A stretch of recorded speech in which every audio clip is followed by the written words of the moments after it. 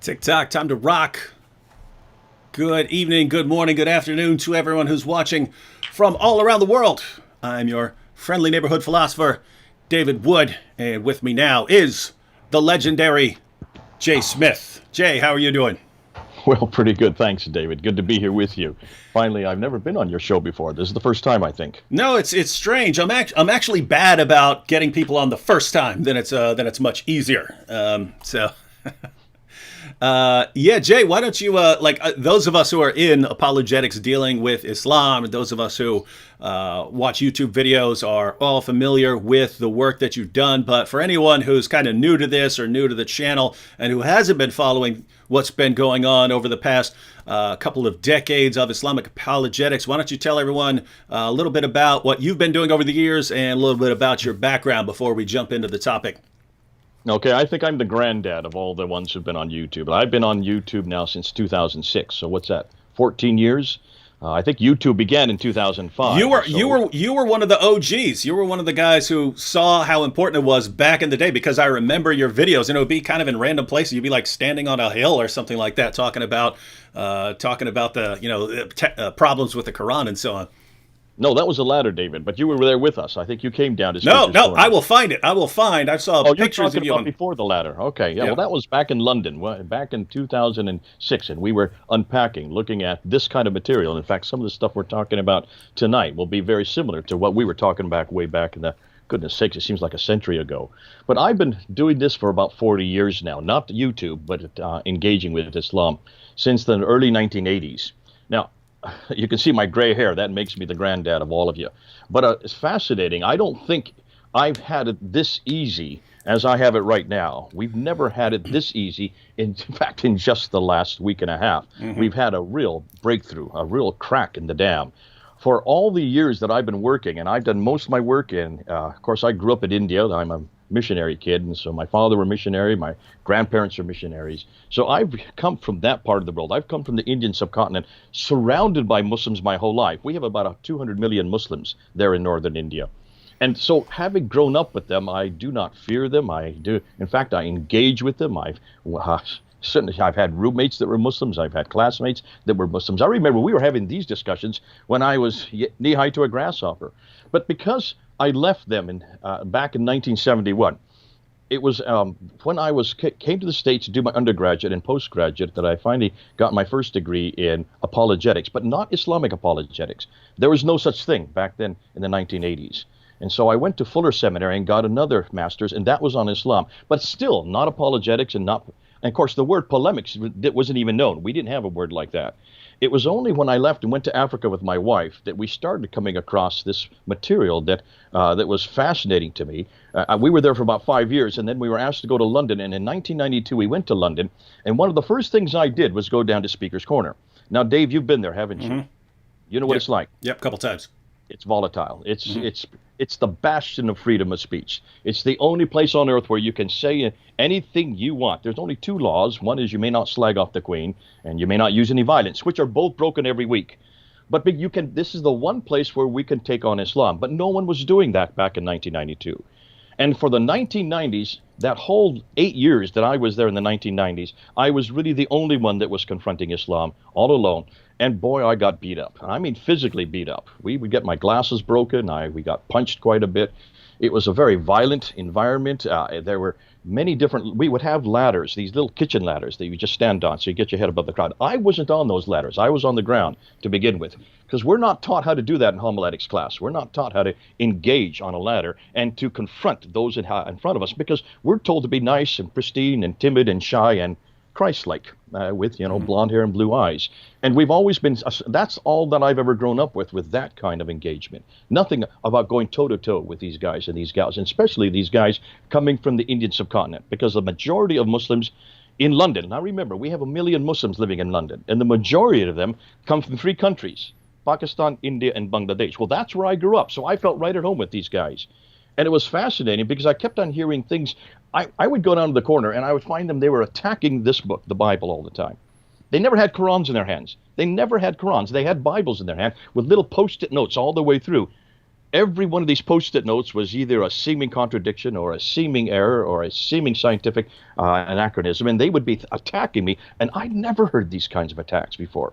I thought I knew everything. I'd already studied under Dr. Dudley Woodbury there at Fuller Seminary. I thought I knew all the answers, but I hadn't heard these kind of questions.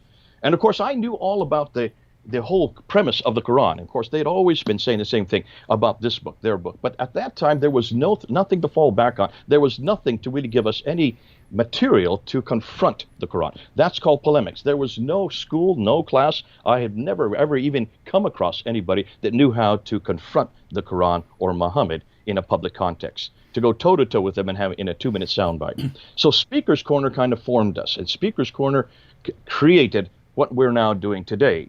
Then 9/11 happened. 9/11 changed everything. And suddenly the narrative was not one of violence, it was now one of peace.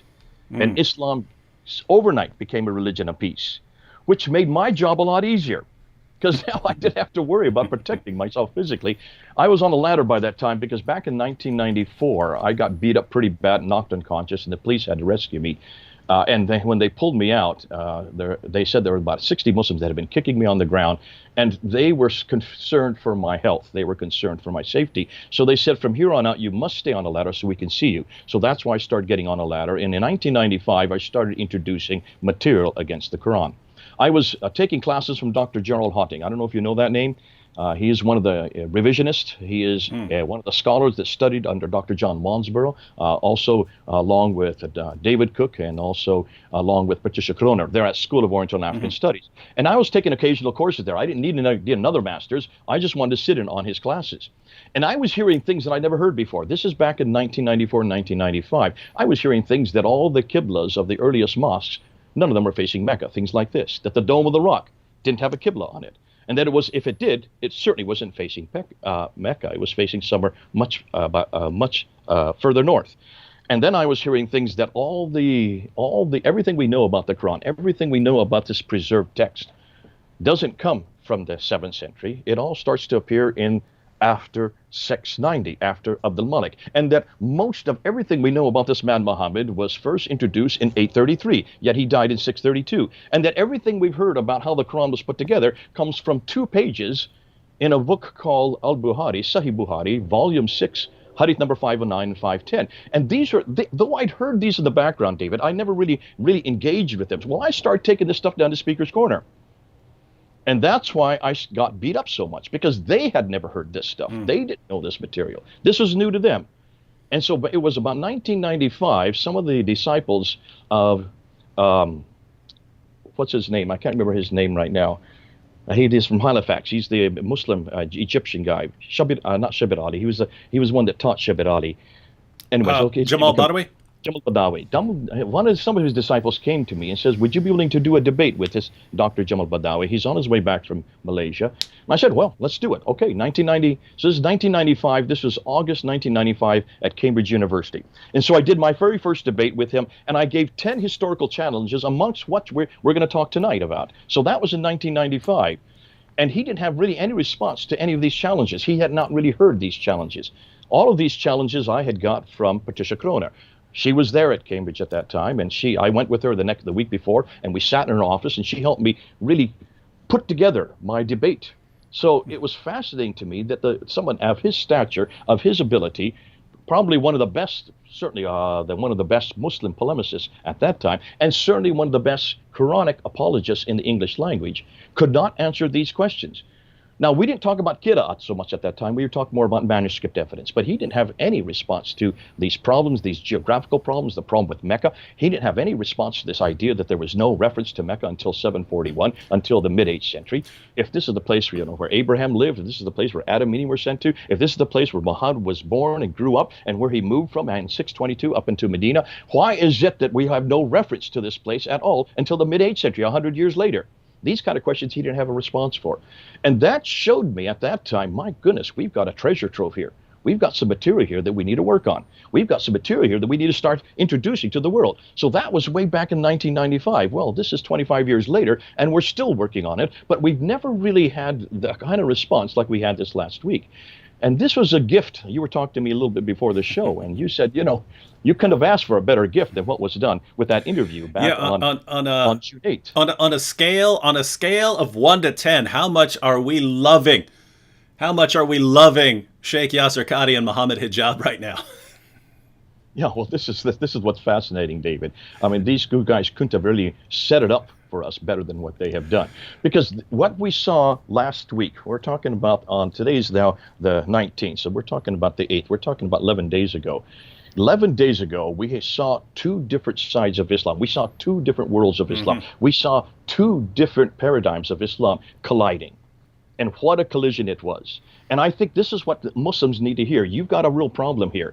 Because if you have your cleric over here, I mean, if you have your academic, let's put him over here in the West. He says, and he claimed that, didn't he, within the talk. He talked about himself being an academic, and he is.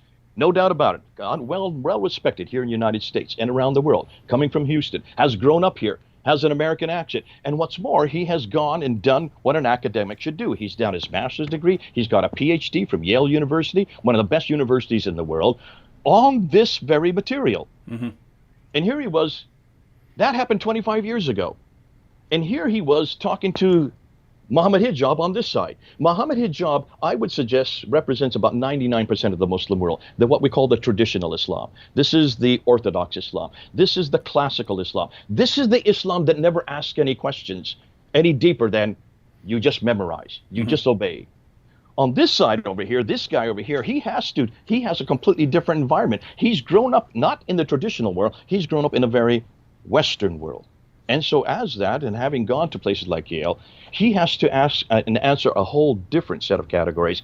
And you saw those two worlds collide. It was cool. It was cool because Sheikh Yasir Qadhi, he was actually trying to explain that to hijab. He said, when you're at the beginning level of knowledge, you're like, what is all this? Ahruf, Kirat, what is all this stuff? I don't know what this is. And he said, then once you start digging a little deeper, then you just sort of mindlessly accept what your teachers tell you, and you just simply regurgitate what they tell you. And he says, but if you dig really deep and you start having to deal with the criticisms of outsiders, then you realize you've got some problems here. And so it's funny that he's explaining that to Mohammed Hijab. He's explaining what's going on in this conversation. And for those of you who didn't see it, I encourage you to watch it before it's no longer available. Hijab took that portion of the discussion off of his channel. Yasir Qadhi still has it on his channel as of this moment, but he took down the comments section. So it's still up there right now, and we'll be talking about this here in a few. But he's actually filing copyright claims against people who are sharing the footage. So I had a copyright takedown. I'm going to win it. But that just shows you what kind of panic mode that he's in right now. But in effect, what you've got, ladies and gentlemen, is Mohammed Hijab really seems to believe that there's only one Quran, and even if you had to start over from scratch, you could still put together the perfect Quran that goes back to the time of Muhammad. He really seems to believe that. And he seems to believe that that's what Yasir Qadhi is going to say, right? If he just pushes him hard enough, that's what's going to come out. He basically thinks everyone has just misunderstood Yasir Qadhi. And so he keeps pushing him, and Yasir Qadhi's going, I don't want to talk about this. And Hijab, well, let me follow this up. And Yasir Qadhi, I don't want to talk about this. We should not be having this discussion in public. And Yasir Qadhi keeps, it's almost like Yasir Qadhi the entire time was saying, how much clearer can I make this to you, Mohammed Hijab? This is a bad idea. We should not be having this conversation right here. Stop this. I'm begging you, please stop. And Hijab, okay, well, let me push a little harder then. And so Hijab, and then what happens afterwards? They're both in panic mode. They're both in massive damage control mode. They're both deleting stuff. Yasir Qadhi was right. This would be disastrous to say this in public. And Hijab just kept pushing. And now it's kind of too late. All right, Jay, where were you? Before we get into the interview, I want to show you why Mohammed Hijab had to ask this question. This is not something that's just come in the last few days. This actually began about 4 years ago. And I sent you the clip, and I'd like you to put up the clip if you could. Look and see. Now, before we put the clip up, I want to give some background to it. And I don't know if all of you know who Hatun Tash is. If you don't know, get to know her. This is a real warrior of God, and I have never have more privilege than working with this lady. This lady is absolutely amazing. She's from Turkey. She used to be a Muslim. She now lives in London, and I've known her for about 8 or 9 years now. I got to know her because I was teaching her in Oxford at the Oka Center of Apologetics there. And she was my student, and she thought I was very arrogant, which a lot of people think I am because of the way I come across. And so I remember that while I was in one of our talks there, I said, "Listen, I'm down at a place called Speaker's Corner every Sunday. If any of you want to come down and join me, you'll have a great time down there." So she came down and never stopped coming. I mean, she got hooked the first Sunday she was there, and she's still down there. Now it's lockdown, of course. We're in pandemic, so she's not there these Sundays. But when she started coming down, we brought her on to Fander, and so she was a member of Fander, which is our organization, and she did a trip down to Morocco. She went down to Morocco to do a trip there to do some teaching, and she needed to get a Quran. So she just walked into the first bookstore she could find there in the marketplace and asked them if she could have a Quran. And they said, "Well, which Quran do you want?" She says, "What do you mean?" "Just any Quran." Well, which one? Do you want Hafs? You want Warsh? And they said, "What do you mean Hafs and Warsh? I thought there was only one Quran." They said, "Oh, no, there's quite a few different ones. We have about, I don't know the whole dialogue, but he said there are numerous ones that we have here." She said, "Well, give me the first one you have. What's the most popular one here in North Africa?" And they said, "Here, the Warsh." So she took the Warsh, and she came home back to London, and then she now listen, this woman doesn't even speak Arabic. She's not Arab. She's Turkish. She's never had Arabic. But all she needed to do was put the two Qurans side by side. And then she just went from page to page, and she just compared what the two Arabic words said. And she saw, "Oh, this word looks different than this word, or this phrase looks different than that phrase." And so she circled them, and then she went back to her Arab friend, and she went back to her Arab friends there in London and says, "Is this the same?" She said, "No, that's different. No, that says different." And they would translate to her what the difference says. And then she realized these are completely different words. These are completely different verses. These are completely different meanings. In some cases, these are completely different theologies. And she came to me about it and says, "Yes, well, I do this. We heard this in seminary. I remember hearing this under Dudley Woodbury, that this was a problem. But I had never really done what she had done. And really, no one had really done in our experience. I didn't really come across who had someone who had done it." So she started sending out the message to all her friends all over the North Africa and in Morocco and Yemen and Jordan to ask them to go to the local bookstore and look. And she started getting all the different names. So she said, "I want Nafi, I want Ibn Kathir, I want Abu Binir, I want Ibn Amir, I want Asim, Ibn Ali Abi al-Najud, I want Hamza al-Zaklat, I'm looking for al-Kisai, I want Abu al-Jafar, I want Yaqub al-Yamami, and I want Khalaf." Those are the 10 major ones. She wanted to look for those 10 major ones. And then she started getting them. They only cost a few dollars. You can buy them in all these bookstores. These are not in the Nile River like what the Muslims thought they would. The ones that were in Cairo were thrown into the Nile. You cannot get rid of these Qurans just by throwing them into the Nile back in 1924. And so she came across 10 of them, but she didn't stop there. Then she started getting ones named Qalun and Al-Bazi and Al-Duri, not just one Al-Duri, two Al-Duris. And then she finally came across, and she'd already had the Warsh, and she had the Kunbul, and by the time 2015 rolled around, 2016, she had 26 of these different Qurans, 26 of these different Qurans. And she was giving them to all her Arab friends, as many as she could, and they were looking and they were finding all these differences. And they were finding not a few differences, they were finding hundreds, not hundreds, thousands of differences. So we talked about it, and I said, "Why don't we take these down to Speaker's Corner? Let's just hold them up. Let's just go and see what would happen if we took these Qurans down to Speaker's Corner and held them up for people to see." So this is in 2016. Look what happened. And take a look and see who's there. I want you to look carefully to see if you see somebody you're going to recognize. Go ahead. All right, here we go. Speaker's Corner 2016, ladies and gentlemen. There is only one Quran, right? And that every Quran in the world is the same. That's what you've been told. You have been told a lie.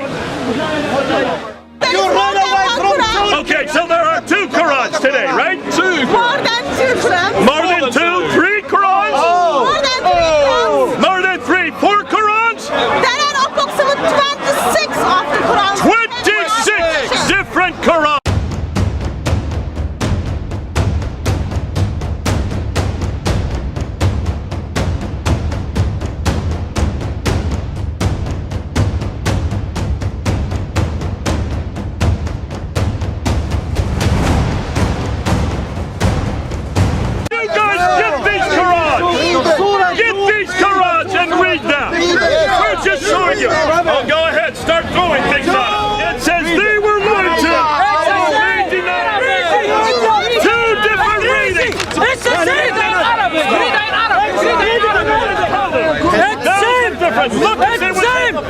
And which has the power? The difference is between Papa and Dama. Read it again. حتى يقول حتى يقول حتى يكون كويس. Read it again. The prophets fought, but by the time you get to the war, they were killed. خلكم هنا That is a huge Attention. Don't give up. Your faces, Muslim people, your face from here. Come. You Muslims, you better go. We're going to make it more and more difficult for you. Did everyone catch the Muslims there at the end calling everyone away from those 26 Qurans? Everyone, back up, Who because was the tall man there? Who was it? Do you recognize him, David? that was the mighty Muhammad Hijab. He looks a lot thinner then, doesn't he? Yeah, destroyer of Yasser Qadi's career. That was him in that crowd. And he was the one pulling all the Muslims away. And I've known Muhammad Hijab all that time. And we've known him for quite a few years. And he is about 6'5", maybe 6'8". He's got. I'm 6'3", and he was towering several inches above me. So he is in the 6'7", 6'8" range. He's a giant. When he comes and takes me on, I'm on the ladder, he's on the ground, and his face is right next to mine. I mean, that's it. He doesn't need a ladder. And we've done a few debates there. If you go up on Fander Films, you will see a debate that I did, and he's just sitting there going like this, showing his muscles. That's about all he could do in that debate. It was on this very material. It was on this very thing that we're talking about right now. So that was in 2016. We went down 3 different times with those Qurans and held them up. The last time we went down there, we almost didn't leave the corridor. They were so upset with us. They did not want us to leave with those Qurans. They tried to grab our bag. They broke the handle. Some of the young men followed us and were trying to get in the way from us leaving the corner. It was such a catharsis for them. They had never come across this before. And as I looked at these young men, you could see that they were having panic. They were having a crisis. And I suggest that Muhammad Hijab was in panic mode as well. He was having a crisis. And he has still been in crisis for 4 years. And that's why I can't prove it, but I think that's why he wanted Yasser Qadi to put this to rest. Because 4 years now, no one has been able to answer the question that he couldn't answer back then in 2016. He had to pull them out of the crowd. He had to say, come to me. What would he have told them? What would he have showed them? You notice they tried to pull the papers from our hands where we were giving side by side, the Hafs and the Warsh, the Hafs and the Qalun, the Hafs and the Kunbal. We were just showing differences, huge differences. We had about 70 out of. Now, listen, since that time, Hatun and her team have found 93,000 differences. 93,000 differences. She now has 37 of these different Qurans. There are 30 that are considered to be standard, or there are 30 that are now supposedly are the standard 10. You have the 10, which are the readers, and they are Nafi and Ibn Kathir and Abu Amir and Ibn Abi al-Dimashq and Asim Ibn Abi, excuse me for my pronunciation, Hamza al-Zalyat and al-Kisai and Abu Jafar and Yaqub al-Yamami and also Khalif. Those are the 10. Those are the 10 major ones. The first 7 plus the other 3. The first 7 that Ibn Mujahid canonized in 936. Look at the date, 936. This is the 10th century. So those are the first 7 that were canonized by Ibn Mujahid. Now, another 3 were then added by Al-Jazari, and he died in 1429. So you're talking the 15th century. Another 3 were added. But with each one of these 10, there are 2 narrators or 2 transmitters. And it's the 2 transmitters, which makes another 20, that gives you 30. So that's how you get 30 of these qira'at. Not 1, not 2, but 30 of them. Where is Hafs in all this? And who is Hafs? We might want to come back to that at another time. But you can then understand why our good friend Muhammad Hijab had to ask this question a week ago. He was having this problem back in 2016, and he was hoping, and he was really hoping, that our Yasser Qadi, who is a world-renowned scholar who has a PhD in the Quran, has done all this work, is well-known all over the internet, has an enormous amount of following in the internet, not as big as you, but certainly in the Muslim world, he is one of the best. And he wanted to come and ask this question, a simple question. And by the way, this is very common amongst Muslims, that they think that, well, even if I couldn't answer this question, my leader could. Or a scholar could, right? That is their attitude. That was always like even way back when I was talking to Nabil, that was his attitude. Even if he would get stumped, I do not know how to answer that. He would have complete confidence that there is a solution, that if he just gets the right Muslim scholar to ask him about it, then he can fix those doubts. And on this issue right here, because you posted, that was posted back in 2016. I posted a clip of you guys showing the 26 Qurans back then, and it had it got like 1.2 million views on my channel. But watching the Muslim responses, it was all, the first response is, "Guys, you're so stupid. Those are different translations." And I got that from hundreds of Muslims sending me messages. "You idiot, those are different translations." So you have to explain, no, those are different Arabic Qurans. And then the next response is, "Oh, but those are just differences in pronunciation." And you got to, no, they're actually differences in the text. And then the response is, "No, these are just for different dialects." And no, there's something else, right? And they're going down the list. And then it's, "Well, why don't you debate Zakir Naik on this issue," or something like that, right? They really believe that if you get the right guy, if you get the right Muslim scholar and sit him down, he can clarify all this and show you that your doubts are silly, right? And so you're right. Muhammad Hijab gets Sheikh Yasir Qadhi, and Sheikh Qadhi, we're going to ask you, and you're going to fix all these problems, and all of a sudden Hijab has to realize, whoa, this is not going the way I wanted it to. And are we going to play any clips? Are we going to look at them? We can look at some clips. Maybe why don't we just look at some clips and then unpack what's going on here? Because it's amazing, not just the body language, but what he is saying. And he's saying an awful lot more than he should have said, because you and I know that this is going on in the Muslim world, but the vast majority of those who are watching this will not see this. You will probably not even pick it up, but you will need to understand, or you need to see that this is a real clash, but this was also such a clash that you can see that Yasir Qadhi is struggling to shut this down. As David said earlier, he's struggling to shut this down because he doesn't want to take it. And what does he do? All the way through, just take my class. Just take my class. Mm-hmm. I can't tell you now. I can't do it into the camera. But if you take my class, everything will be explained. So let's go show some of these clips. Yeah. And let's see exactly how they dealt with this material. And that was the main complaint, because you had the Muslims who are saying, "Hey, you're shaking my faith here. You're shaking my faith." You had the Muslims who are saying that. But then even the Muslims who weren't saying that said, in effect, "Yasir Qadhi, you raised all these doubts and said there are all these problems, and then you offered no solution to any of the problems. So you just left people with doubts and problems. That's all you did. Why did you say anything?" Because he could have just said, "I don't want to talk about this," and not said anything. But he says a lot more than that. So this is actually still, I would have played my own compilation, but unfortunately Sheikh Yasir Qadhi had it removed. He might have this video removed through copyright takedown for just posting these clips. I don't know. He seems to be on a rampage to remove content. But this is actually the first video that sort of brought this to everyone's attention from Islam Critiqued.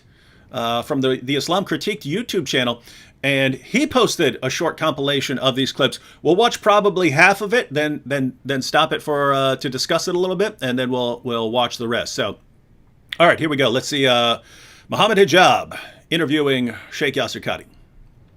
Every single student of knowledge knows, who studies Ulum al-Quran, that the most difficult topics are ahruf and qira'at, and the concept of ahruf and the reality of ahruf, and the relationship of the Uthmanic Mus'haf with the ahruf, and the preservation of the ahruf. Is it 1? Is it 3? Is it 7? And the relationship of the qira'at to the ahruf.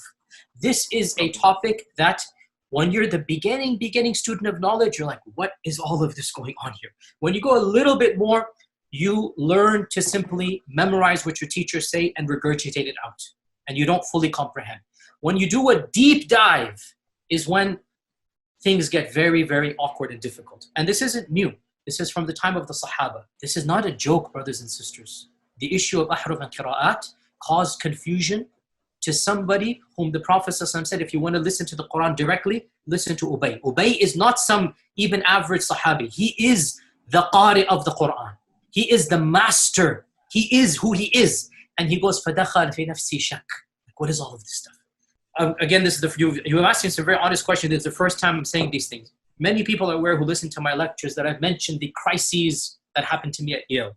This was the issue, that the issue of ahruf and preservation and qira'at and relationships between them, these are very, very difficult issues. And the most advanced of our scholars, they're not quite fully certain how to solve all of the unanswered questions in there.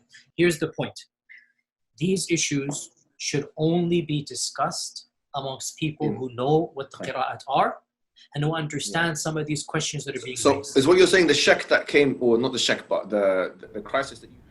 That's a good spot to pause it right there, and then we'll go back and continue. But yep, I do not believe that was the answer that Muhammad Hijab was expecting. Could you go ahead and explain this to us? Yes, of course I can. There's only one Quran, perfectly preserved, right down to the letter, and yeah, there are the ahruf, and those are just some different dialects, so that's not a problem. And basically, there's no problem whatsoever here. One Quran, perfectly preserved, something along those lines. And Sheikh Yasir Qadhi just didn't go there. We have plenty more from Sheikh Yasir Qadhi. But Jay, what would you like to say about what you just heard from Sheikh Yasir Qadhi? Yeah, this is fascinating because what you're hearing Qadhi say, this is the most difficult issue for us to have to deal with. And what he's talking about, you have to go back to these two different. This is from Al-Bukhari, Volume 6, 509, and Al-Bukhari, Volume 6, 510. So there's two different hadith here from two different periods. This is what happens to the Quran. This explains how the Quran was put together in 632. So this is the Abu Bakr Quran. And this is the one that explains how the Quran was then redone in 652, roughly 20 years later under Uthman. So this is Abu Bakr, this is Uthman, 2 pages apart. And this is what all Muslims have to go to know how the Quran was compiled. And what Yasir Qadhi is saying, when you go back here, you will notice that at the very beginning, Muhammad had died. He died in 632. The Quran had not yet been compiled. There was no Quran. It had been memorized by many of the Sahaba, and there was parts of it that had been put on stone, bone, and pieces of bark, and things like that. But it had not been written in any codified form. In 632 to 633, there was a battle called the Battle of Yamama, when about 70 of those who had memorized it were killed. And so this became a crisis for Abu Bakr and Umar. Abu Bakr was the caliph at that time. And they realized that if any more people died, they wouldn't have any Quran for them to go on, because you need to have people who had memorized it to retain it, to preserve it. So they called Zayd ibn Thabit. Now, David, who is Zayd ibn Thabit? Well, he's the secretary of Muhammad, right? That's the man. Oh, but by the way, I wanted to just give you a quotation on that, just in case anyone's doubting what you just said about the people dying in battle. This is, I'll give the quotation here, and then Jay can continue. Ibn Abi Dawud's Kitab al-Masahif. Many of the passages of the Quran that were sent down were known by those who died on the day of Yamama, but they were not known by those who survived them, nor were they written down, nor had Abu Bakr, Umar, or Uthman by that time collected the Quran, nor were they found with even one person after them. Now Muslims, do you realize what they just said? Many of the passages of the Quran that were sent down through Muhammad, were known by those who died on the day of Yamama. So they were known by the people who died in battle, but they were not known by those who survived them. They weren't known by anyone who survived, nor were they written down. So they hadn't been written down, and no one had and there was no one alive who had them memorized. Now, guess what? If no one alive had them memorized and they weren't written down, what's that mean? It means they're gone. It means they're gone, right? Nor had Abu Bakr, Umar, or Uthman by that time collected the Quran. Quran had not been collected yet. Nor were they found with even one person after them. Now, guys, just think about how amazing it is when you run up to us and you say, perfect preservation, right down to the letter from the time it was revealed to Muhammad. And then we start going through your sources and we found stuff like this. Yep, passages were lost. Passages were lost. And what are you Muslims going to say? Nope, everyone had, there were hundreds of people who had it memorized. It could have been lost. And we read this and it's like, you're telling us something completely different from what your sources say. Your sources say very clearly, passages were lost. They were never found again. And Jay, isn't that's the basis for collecting the Quran into a book, right? Before that, it seemed that before that, it seemed that, writing these things down on like rocks and leaves and bone fragments was more like an aid to memory, right? Like you wanted to write something down on a leaf so that you could go back to your tent and memorize it, but they're focused on memorizing it and reciting it. And then it gets to the point where people are dying in battle and they're the only people who have passages memorized. And wow, we don't have those. We don't have those passages written down anymore. We can't find. We don't have a copy of those. Hey, we need a book form. So now we need to change the emphasis to having this in an actual book, so that as we die, we don't lose more. And the reason this is amazing is, every Muslim tells me, well, it doesn't matter if you have all these different versions of the Quran and you have all these Qur'an and so on, because there are so many millions of Muslims who have the Quran perfectly memorized. If you go back to the beginning, they seem to realize that is a really, really, really bad way of preserving a text. And so they said, look, we need one copy. We need one copy right now. So Abu Bakr made sure they had one copy so that as people die, there's a Chinese proverb that says, I think it's the weakest ink will outlast the strongest memory. And they had to find that out the hard way. Go ahead. And this is very great that you bring it up, because there's an awful lot of Muslims that say, well, yes, they all memorized it. That's all they needed was the memorization. It's obvious to Abu Bakr and Umar the memory wasn't good enough. This caused the crisis, so much so, and we know that 70 were killed at the Battle of Yama. If just 70 dying caused this kind of crisis, that they had to have it written down, that suggests that memory isn't good enough, and we all know that. Literally, that's a no-brainer. So here they have, back in 632, they put together this one copy. Zayd ibn Thabit does it all by himself. He gives it to Abu Bakr, who gives it to Umar, who gives it to his daughter, who is the widow of Muhammad. Her name is Hafsa. And what does she do with it? Well, she sticks it under her bed. Rather a stupid idea to stick it under your bed. Why would you put it under your bed if this is the only copy you've got? If this is the one and only copy you got, it stays there for 20 years. Let's now jump to this one here. And this is where Yasser Qadi, and this is where Shabir Ali, back on May 19th, came apart. Because this is not the first person that came up with a video. Shabir Ali came up with a video on May 19th, where he tried to help us unpack this part. The Uthmanic recension, the second Quran. This is the second Quran. And there was a problem by Hudayfa. Hudayfa says, listen, there's all these people in the Shams. Shams means the people in the north. Shams means the people in Syria and Iraq. Hold on to that. We're going to come back to that. These people who are up here in the north, they are not reciting it the same way. And we're going to have a problem like the Christians and Jews have. We're going to have many different books. Therefore, we need to get one final copy. So Uthman gets Zayd ibn Thabit, wakes him up after 20 years, and he says, okay, I want to give you 3 other guys, Zubair, Alas, and Harith, and the 4 of you are going to rewrite this Quran again. Go and wake up Hafsa, get her copy, get it from under her bed, and then take that copy, and notice what he says next. You must write it in the Qurayshi dialect. So here is a dialect called the Quraysh. What is the Qurayshi dialect? This is the Qurayshi dialect that Muhammad would have used. This is the dialect that he would have spoken in Mecca and Medina, the Hijaz, the central part of Arabia. Not the Shams, not Syria, not Iraq. This is supposed to be the Qurayshi dialect of Mecca. Am I correct? Yep. Pretty obvious to me. Well, let me ask you this, David. How do you write a dialectical form? How do you write a dialect in a consonantal text? Because remember, the Arabic is only consonantal. It doesn't have any vowels.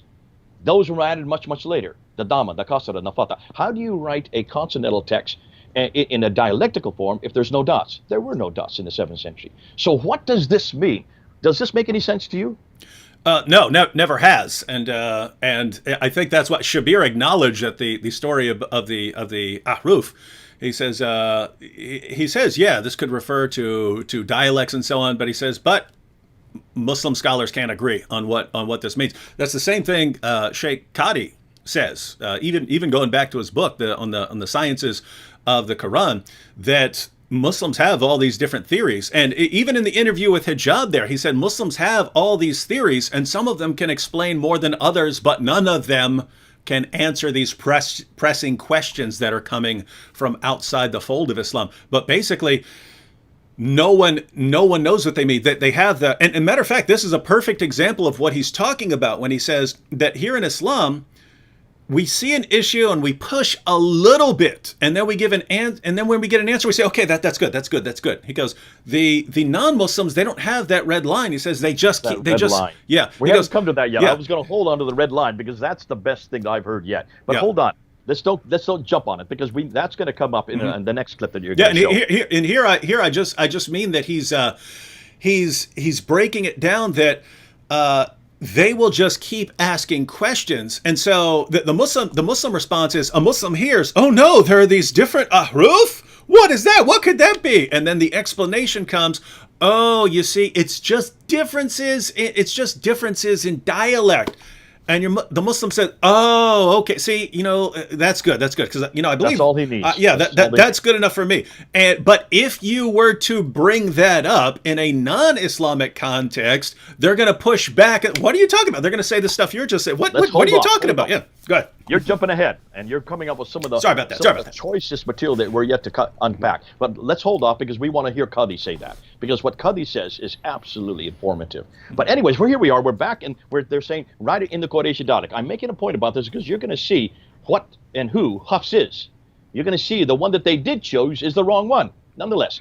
So they do this, and they write it up, and they get it finally in one codified form, and then they send it out to all the provinces. Now, according to tradition, as long as I've been studying it, we've always talked about only 4 cities: Basra, Baghdad, Damascus, and Medina.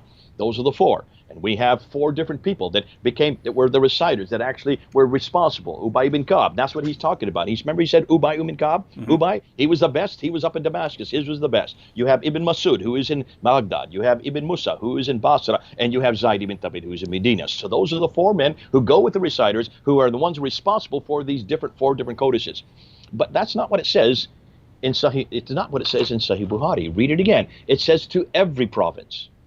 There were more than 4 provinces. Let me name them: Basra, Baghdad, Damascus, Jerusalem, Cairo, Alexandria, Aden, Herat, and Nishapur. How many did I just do? That's 9. There were actually 9 provinces. So whether it's 4 or 9, I would like to find that one, even one of those 4. I would like to know where that one of those 4 that was in Basra, Baghdad, or in Damascus, or in Medina. Give me even one of those 4, because I would like to know exactly what was written there. What we do know is that immediately after he did this and sent them out to the provinces, he took all the remaining manuscripts. Hold on a minute. I thought these were recitations. Recitations aren't manuscripts. Recitation is something you do with your mouth. Recitation, a dialect, is how you pronounce it.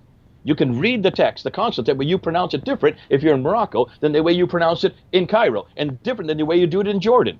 And depending on where you are, what you see in the text and how you pronounce it are 2 different things. So how can you then take manuscripts and burn them?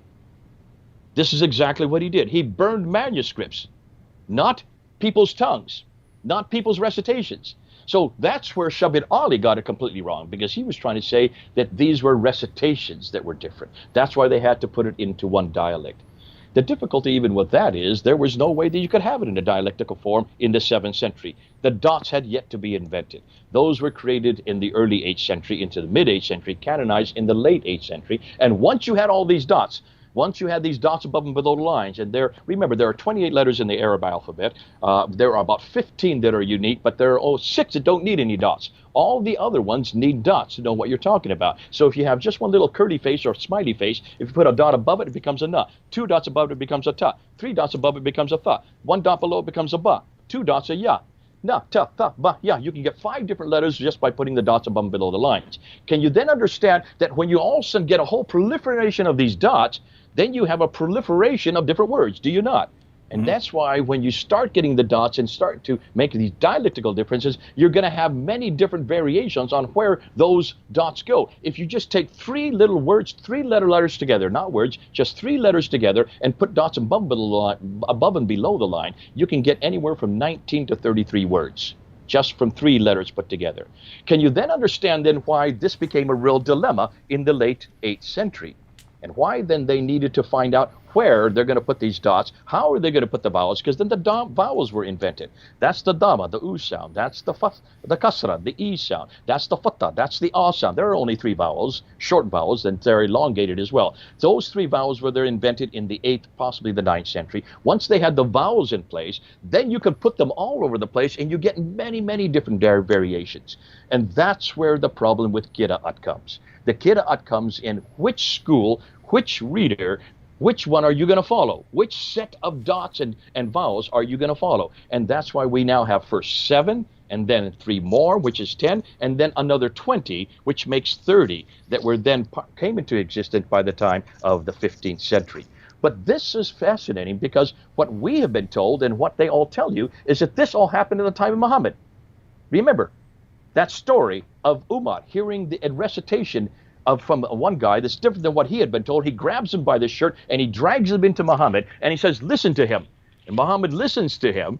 And Muhammad said, well, that's okay. That's fine. It's been given in 7 ahruf, 7 qira'at, 7 different readings. That happened at the time of Uthman. I'm sorry, that happened at the time of Muhammad, right? Mm-hmm. Where do you get that story from? Who is the one that tells you that story? You have that in Bukhari, right? It's Al-Bukhari that tells you that. And when did Al-Bukhari die? He died in 870. So who was the one that canonized that viewpoint? That's Ibn Mujahid.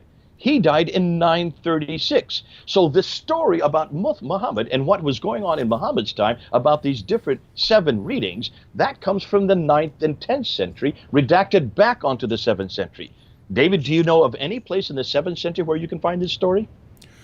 No, but I don't know where we can find any stories okay. about early Islam.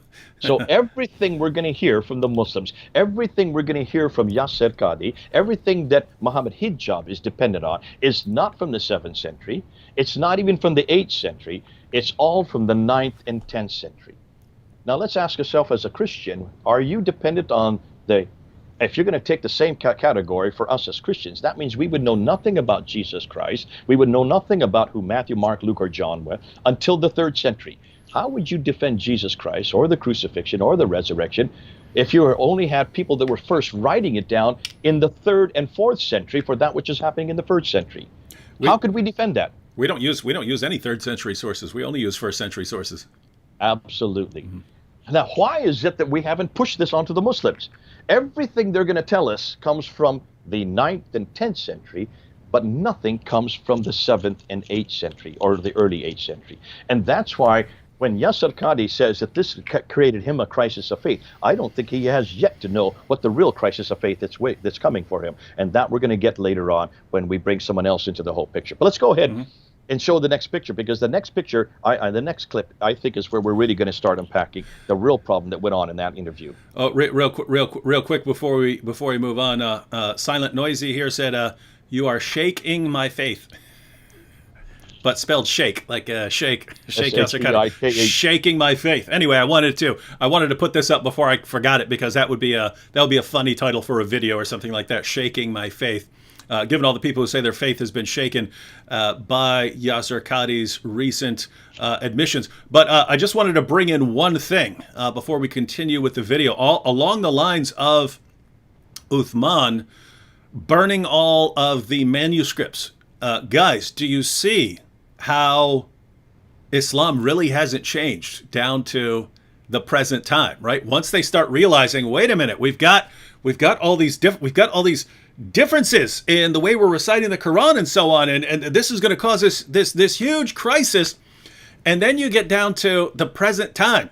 So you're talking almost 14 centuries later. Sheikh Yasser Qadi admits, guys, come on, we need to get past. There's definitely some problems with our perfect preservation belief that many of you Muslims have. Once you start digging a little deeper, you find out you got some major problems, and it's not really answering the questions. And what's the response from Islam? You need to delete that footage. You need to start blocking. You're destroying everyone's faith. It's better to lie about it and pretend that none of that is there, so that you don't hurt our confidence. And just to show you how bad this is right now, just to show you how bad this has gotten. This is I wanted to share this copyright takedown here. So this is a copyright strike. And if you look towards the bottom left-hand corner, you see right under where it says strike on June 19th. So that's today. Strike on June 19th. Look right below that. Content removed by Yasser Qadi. Content removed by Yasser Qadi. This is a copyright takedown because I was playing some clips from his video. Now, anyone who knows anything about how copyright works, you can take clips of people's material, especially if you're using those clips or quotations for the purpose of education or criticism, which is exactly what I was using those clips for. You can't just take like an entire lecture or something like that and post it yourself, but you're allowed to use excerpts and to use clips, quotations, and so on. I mean, think the way Yasser Qadhi's moving. If you simply quoted something he said in a paper or something like that, he could say, "Oh, that's my copyrighted material." No, in the West, people have always understood if you were to stop people from being able to respond to one another and take clips of other people and quote people, if you were to stop that, you're basically shutting down open discussion of ideas. So they put the concept of fair use into law, meaning if you are using clip, you're not using the entire thing, you're using portions of it for purposes of education and criticism and so on, you're allowed to do that all day. So notice, that is exactly what my video was. This would be laughed out of court if it were brought into court. Sheikh Yasser Qadhi, when you go to do this, they make sure you understand what is allowed and what is not allowed. So Sheikh Yasser Qadhi knows that he is deliberately filing a false copyright complaint to get my material taken down temporarily, because there's no way I would lose this, right? Eventually the video that was taken down, eventually that video will be back up. It's indisputable. It could be, a couple weeks if he agrees that his copyright complaint is bogus. It could be longer than that if he actually wants to go to court, in which case he's going to have to pay all my legal fees when he loses and the judge laughs it out of court. But here's the point. He's so desperate to shut down me pointing out what he said. That's all that video was. It's me criticizing what he said, me pointing out, look at all these things he just admitted. And after the backlash he got from his own community, from the Muslim community, you're destroying our faith, he had to take that down. You can go to his video now. There are no more comments. Why? Because if you read through the comments, I wish I'd screenshotted them. I did not. I should have anticipated him taking these comments down, because Muslims in the comment section were saying things like, "You are destroying my faith and you are going to have to answer before Allah on why you destroyed my faith on the judgment day." They were saying things like that. And so he just took down the comments so he wouldn't have to see these. But notice, I don't want to see all these comments. Block them. This guy's taking video clips to expose what I said, which is what you're supposed to do, right? This how open dialogue works. So no, I have to file a false copyright to get rid of that material. What is this? These guys are the modern day Uthmans. Muhammad Hijab, Yasser, these are the modern Uthmans, burning all the evidence that exposes them. These are awesome times, guys. As easy as it is to look at something like that and get mad, once you understand what the panic, the fear that is underlying their actions right now, the panic mode that they're in, the desperation in that community, Sheikh Yasser Qadhi knowing that, wow, Muslims are attacking me, and unbelievers are using it to destroy people's faith in the Quran. I have to silence all this. And notice, there was only one way out of this. Once he said all that stuff in Muhammad Hijab's interview, there was one way forward for Yasser Qadhi, for him to say, okay, I said, it's a long discussion. You really have to understand. So I'm going to post a 20-hour series going through all this to help everyone understand. And then you'll understand why we can still believe the Quran is the word of God, even though it has all these problems. But he doesn't want to do that. Why? Because he still does not want Muslims to know about those problems. And so there's no way out. And now they're in lockdown mode. We need to lock all this stuff down. They're going to scramble. They're going to get, Hatun is has multiple copyright strikes against her channel from Adnan Rashid from playing clips by him. They're all using the same method. They're all filing fake copyright claims, hate speech claims. They're all doing it. Why? Because they are in the tradition of Uthman, where you destroy the evidence, hide the evidence, instead of actually dealing with the evidence. Anything you wanted to add, Jay, before we watch some more? We haven't said what the whole problem is. Why is it that they are so concerned with preserving the text? And it has nothing to do with a desire on their part. It has nothing to do with something that's come out in the modern day. This has to do with the Quran itself. The Quran makes that claim. In chapter 85, verse 22, it's very clear that the Quran itself are derived from the preserved tablets. These are the eternal tablets. These are the uncreated Quran. So it makes that claim itself. In chapter 10, verse 15 of the Quran, and in chapter 15, verse 9 of the Quran, and in chapter 18, verse 27 of the Quran, it says that Allah preserves the Quran and guards it from corruption. So if the Quran makes this claim that it's guarded by Allah himself, then there can be no human interference, there could be no human interaction. This cannot have any human intervention at all. If that is the case, it destroys not only God's word, but it destroys this inimitability. And they have to claim this inimitability. So they're between a rock and a hard place.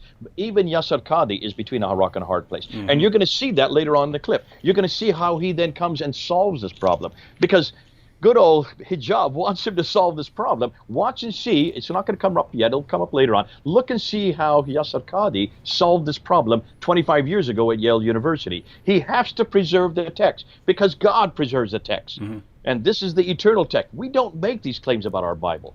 Thank God we don't make our claims that our Bible is eternal. Thank God we know that it was written by man. We don't make the claims that it is eternal. We don't make the claims that it was sent down, inspired by God, but not eternally and sent down like it was to Muhammad over a 22-year period between 610 and 632. We would say that it was complete when it was formed, like the Muslims, but as far as unchanged, that's the other thing they have to preserve, the idea that it never changing. Because if it is changed, that's human intervention. Once you admit any human intervention with even one word, with one letter, even some Muslims say even with one dot. Once you do that, you're then saying that man has now interceded for God. Man has now changed God's holy word. And that cannot at all ever be admitted to. So you can see the dilemma, not only for the Yasir Qadhis over here, but also the Muhammad hijab. They have to hold up this inimitability. They have to hold up this preservation. They dare not acquiesce, whether they are from the academic world or whether they are from the traditional world. They cannot acquiesce on this one point. On that, they are both agreed. So how are they going to come to this conclusion? Let's see what Yasir Qadhi says.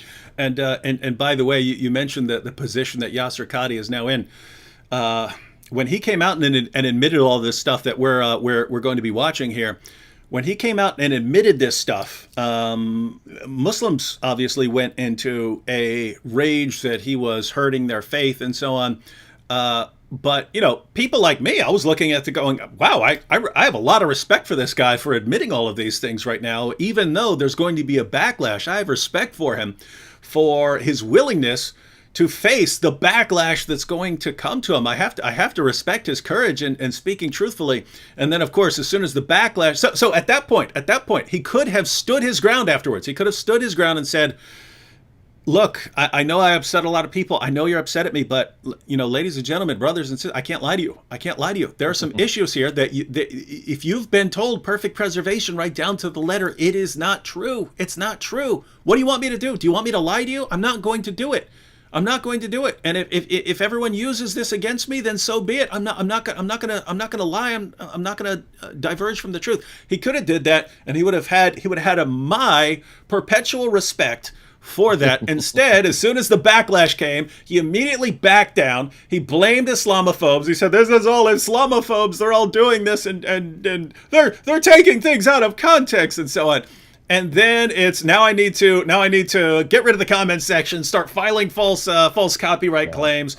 And so now whereas before it would have been Muslims upset at him and other people actually respecting him and taking him more seriously. Yeah. Now, instead of that, it's Muslims are still angry at him, and I view him as a coward now. I view him as a total deceptive coward, right? If you're filing a false copyright complaint to cover up information because your feelings are hurt by the backlash, now I regard you as a lying coward. So now he's in trouble with everyone, and we'll see why. All right, here we go. Well, let me get to the clip. Let me just say one more thing. At Speaker's Corner, one of the things we were always told is that you don't want to get a very tall ladder, because the higher the ladder you stand on, the farther you're going to fall. I get it. And I think this is the problem right now with the Quran. When you have these verses like chapter 10, verse 15, chapter 15, verse 9, and chapter 18, verse 27, the Quran itself has put it up on such a high pedestal, it's put it up on such a high level, that it is easy for now to destroy that. And that's why I feel sorry for Muslims. I feel sorry for the Yasir Qadhis. I feel sorry for the Muhammad hijabs. They are in a dilemma here, because they've got to argue preservation. They dare not leave that one text, because if there's any notion that there is any human intervention. It destroys the Quran. If it destroys the Quran, it destroys everything they believe. This is at the foundation of everything they believe. Remember, everything that Muslims go to is one book modeled by one man. The Book of the Man. You've heard me do this many times, David. Book of the Book Man. of the Man. Book of the Man. You've got to go to that book. You've got to go to that man. And what we're seeing here is the book starting to crack. We're seeing the edifice, the bottom rungs starting to fail. And that's why what you saw there a week and a half ago was not just the two worlds colliding. It was also the two worlds realizing we don't know how to defend this. We still don't know how to defend this. That was 25 years ago he had that crisis. Let's go and see how he does it. Let's see what he says. Here we go. Back to Sheikh Yasir Qadhi and Muhammad Hijab. Was in relation to this question of the relationship between the ahruf and the qira'at, basically. No. The crisis I had wasn't that. The crisis I had was, well, yeah, wait, that was what generated. But what was the crisis? The crisis was very simple. Traditional understandings of ahruf and qira'at cannot answer some of these pressing questions that are now being poked by our people outside of, by our academics, by their academics outside of the faith tradition. You see, in a Muslim environment, there's always some respect that we have for the Quran. We should. In a Muslim environment, we'll press a little bit and then we'll say, okay, khalas, sami'na wa ata'na. And that's great, alhamdulillah. When you go to academia, they don't have that red line.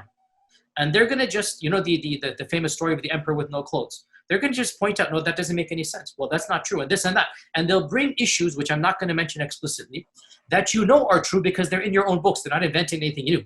They'll bring you riwayat and they'll bring you athar, and then you add to that very well-known issues of, I don't even want to be explicit. And then you bring on top of that makhtutat, and then. And it's very clear to you and to every single very advanced student and specialist that the standard narrative has holes in it. That's what I'm going to say. The standard narrative does not answer some very pressing questions. These are now well known within the Western Academy, that they're bringing forth issues. Their level of now knowledge is leaps and bounds above what it used to be, 100 years ago. What is happening in the last few years is not me anymore. It's the Western academics. These problems are now becoming mainstream. And by and large, our ulama in the Eastern world are not aware, by and large, of what's going on in the Western side of things. And they're not answering those questions in a manner that it needs to be answered. Well, those are the Yasir Qadhi clips we had pulled up. But guys, if you take nothing else away from what Sheikh Yasir Qadhi said, just remember that there are holes in the narrative, ladies and gentlemen. There are holes in the narrative. What's the narrative? Well, it's that Muslim scholars have all of this stuff figured out, and all for the narrative at the popular level, it's perfect preservation right down to the letter. And if you do a little research and you start coming across all these differences in different versions of the Quran, like if you actually look at the different Qurans that Hatun Tash puts out and so on, if you look at those differences and you start wondering, well, don't worry, scholars have all of this figured out. They understand, we've got the ahruf and we got the kirat, and we understand the relationship between the ahruf and the kirat, and how that all relates to the Uthmanic recension. We understand how all of this works together, and that's what you'll hear at the popular level. If you start digging into this, you'll start to hear, oh, we've got all this figured out, and Yasir Qadhi lets the cat out of the bag and says, there are holes in the narrative. There are problems with this story. Jay, did you want to comment on some holes in the narrative? My goodness, I was just writing this. I wrote these notes down as he was going through. The traditional understanding of ahruf and kirat cannot answer pressing questions by Western academics. See, we're the problem. Mm-hmm. It's the Western academics that are the problem. Now he's blaming us for even asking these questions. But I love it when he talked about that red line. And he put his hand up there and he says, there's a red line beyond which we don't go. See, we have a respect for the Quran. We have a respect. We won't go beyond that.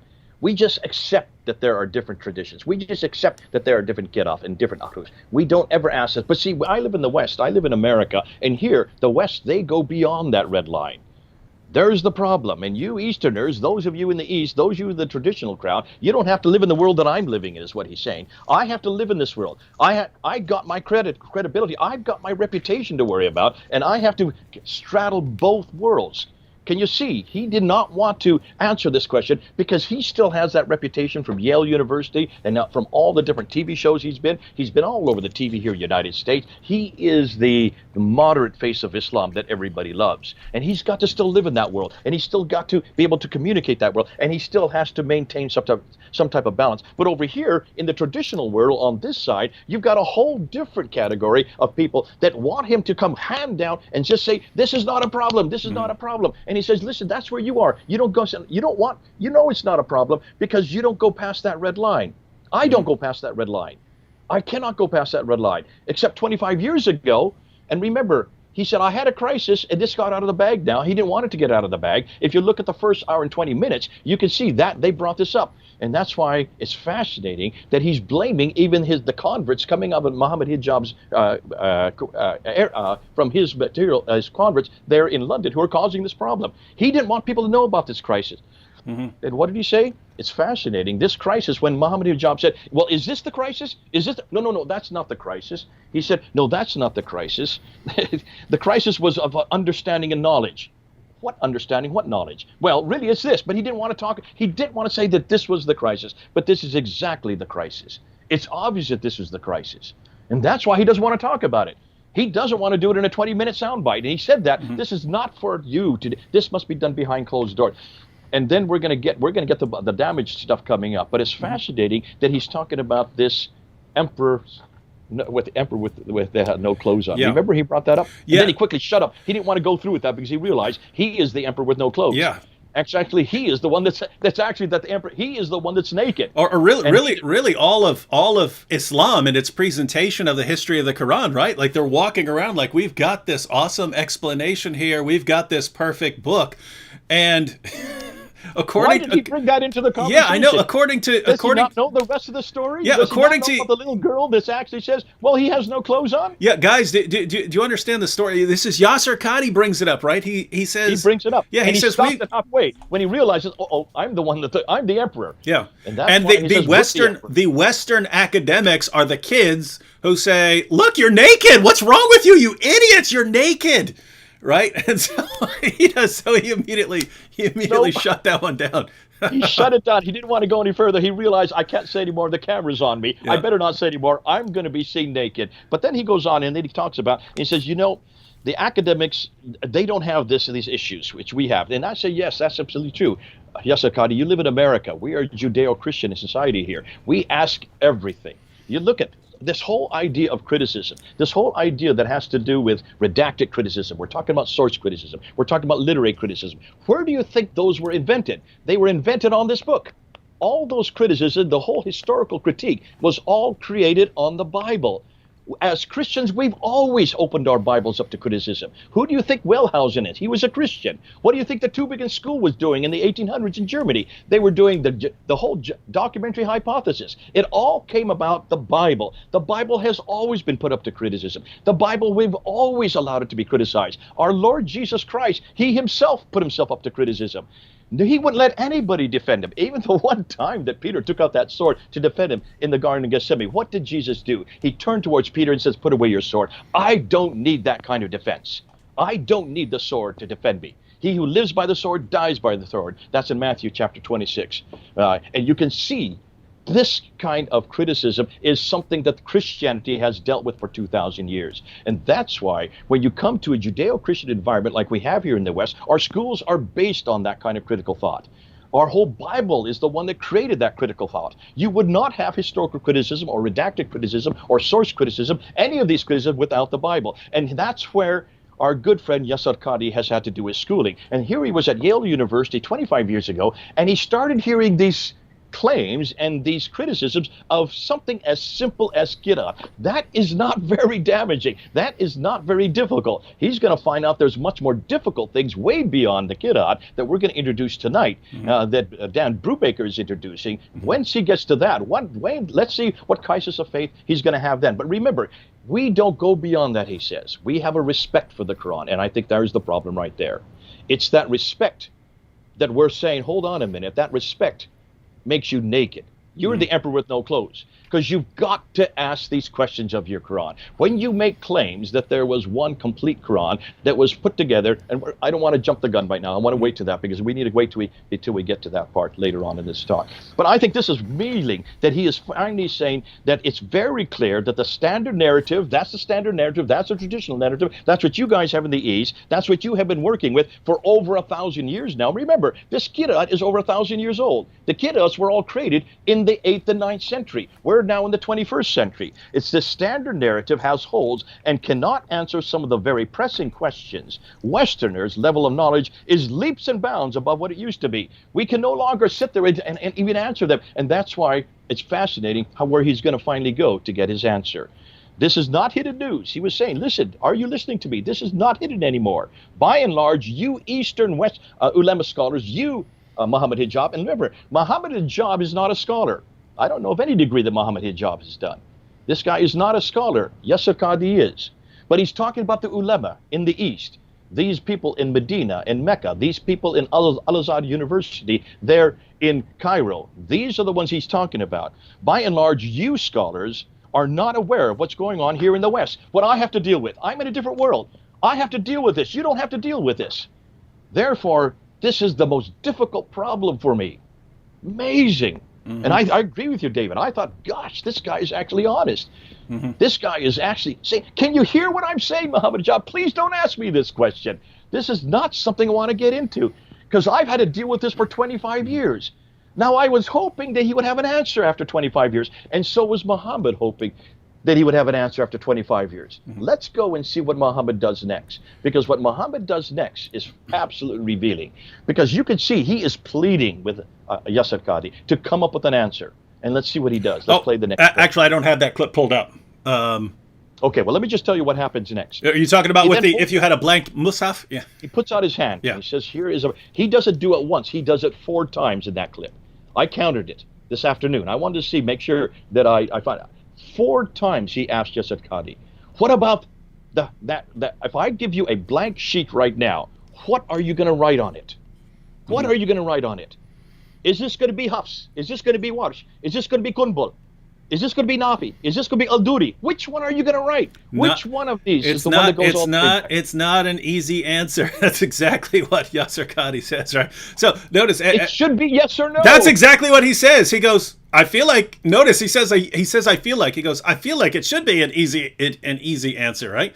Because guys, do you understand what he's saying? After all of this stuff, and Sheikh Yasir Qadhi saying, okay, well, look, man, we got some problems here, and Muslims think we can deal with it, and we can't, and we got some huge issues here. Muhammad Hijab throws what he thinks is this softball that's gonna undo all of the damage that just happened, all of the damage that was just done. Because this is what I always hear from Muslims. I always hear, well, even if you just wiped all Qurans out, we have so many people who've memorized the Quran, we could just take a blank paper and we could just write it all out and we'd have a perfect reflection of what goes back to Muhammad. So Hijab rolls with that theory. Hey, if I gave you a blank book right now, could you write out the Quran that goes right back to Muhammad?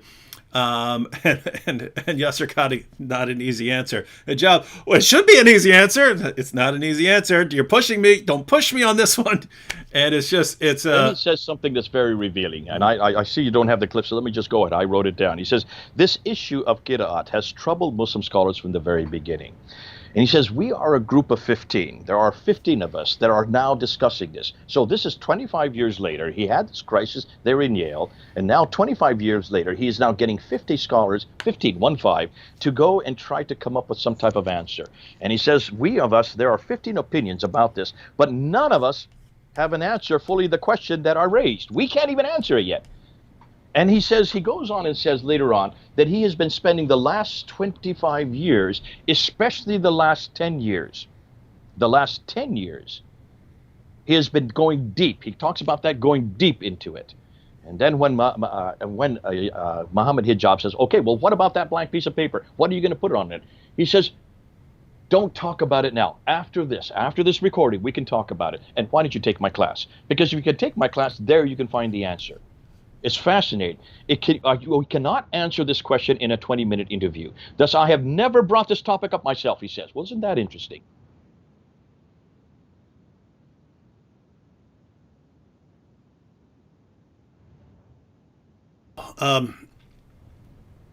Do you have any more clips, or can I just go and continue on what he did say next? Yeah, you continue on. I'm going to see if I can actually get the clip so we can actually watch it so that everyone knows that we haven't misrepresented them. So I think I can actually pull the. I don't have the clip pulled up here. I basically have to get it on this because this is where I have a program for downloading clips and can shift it over there. But probably take me 3-4 minutes and something like that, and I can have the clip pulled up. Okay, let me just keep talking while you're doing that, David. I'll give you so we can continue. So what's fascinating to me, he then goes on and he says it should never be brought up in public. He said, now this is the second time he's brought this up. It should never be brought up in public. Those who brought it up are idiots. Those of you who brought it up, and he's talking about those, I'm assuming he's talking about Muhammad Hijab's converts there in England who brought it up and brought it into the public. They are idiots. This should never be discussed amongst the masses. Now, I don't recall anything in Christianity where we can't discuss amongst the masses. Can you, David? I don't recall anything. Is there any subject that we say should not be brought up? Is there any subject that we say must be kept behind closed doors? Is there any subject that we say, no, don't talk about this amongst the, certainly even amongst the new converts? Everything is open, fair game. And that's why whenever I did my studies, it was because I went to seminary and actually heard these kind of discussions, heard these kind of arguments. Now, is that going on right now, what I'm hearing in the background? Okay, they can't hear, so I can keep talking. I'm hearing two things coming from my earphones and what is going on publicly. So, fascinating to me, we were told absolutely to ask any question we wanted to talk about any part of Scripture we wanted to, and our professors were there to then defend it. But certainly, this is not something we do behind closed door. But evidently now, we're getting a whole different paradigm here. We're getting a whole different paradigm of what is done in the madrasas, what is done in Islamic universities. They have certain questions you are not permitted to ask. They have a red line. That red line you don't go beyond. Why? Because out of respect. Remember what David said earlier. You not only respect your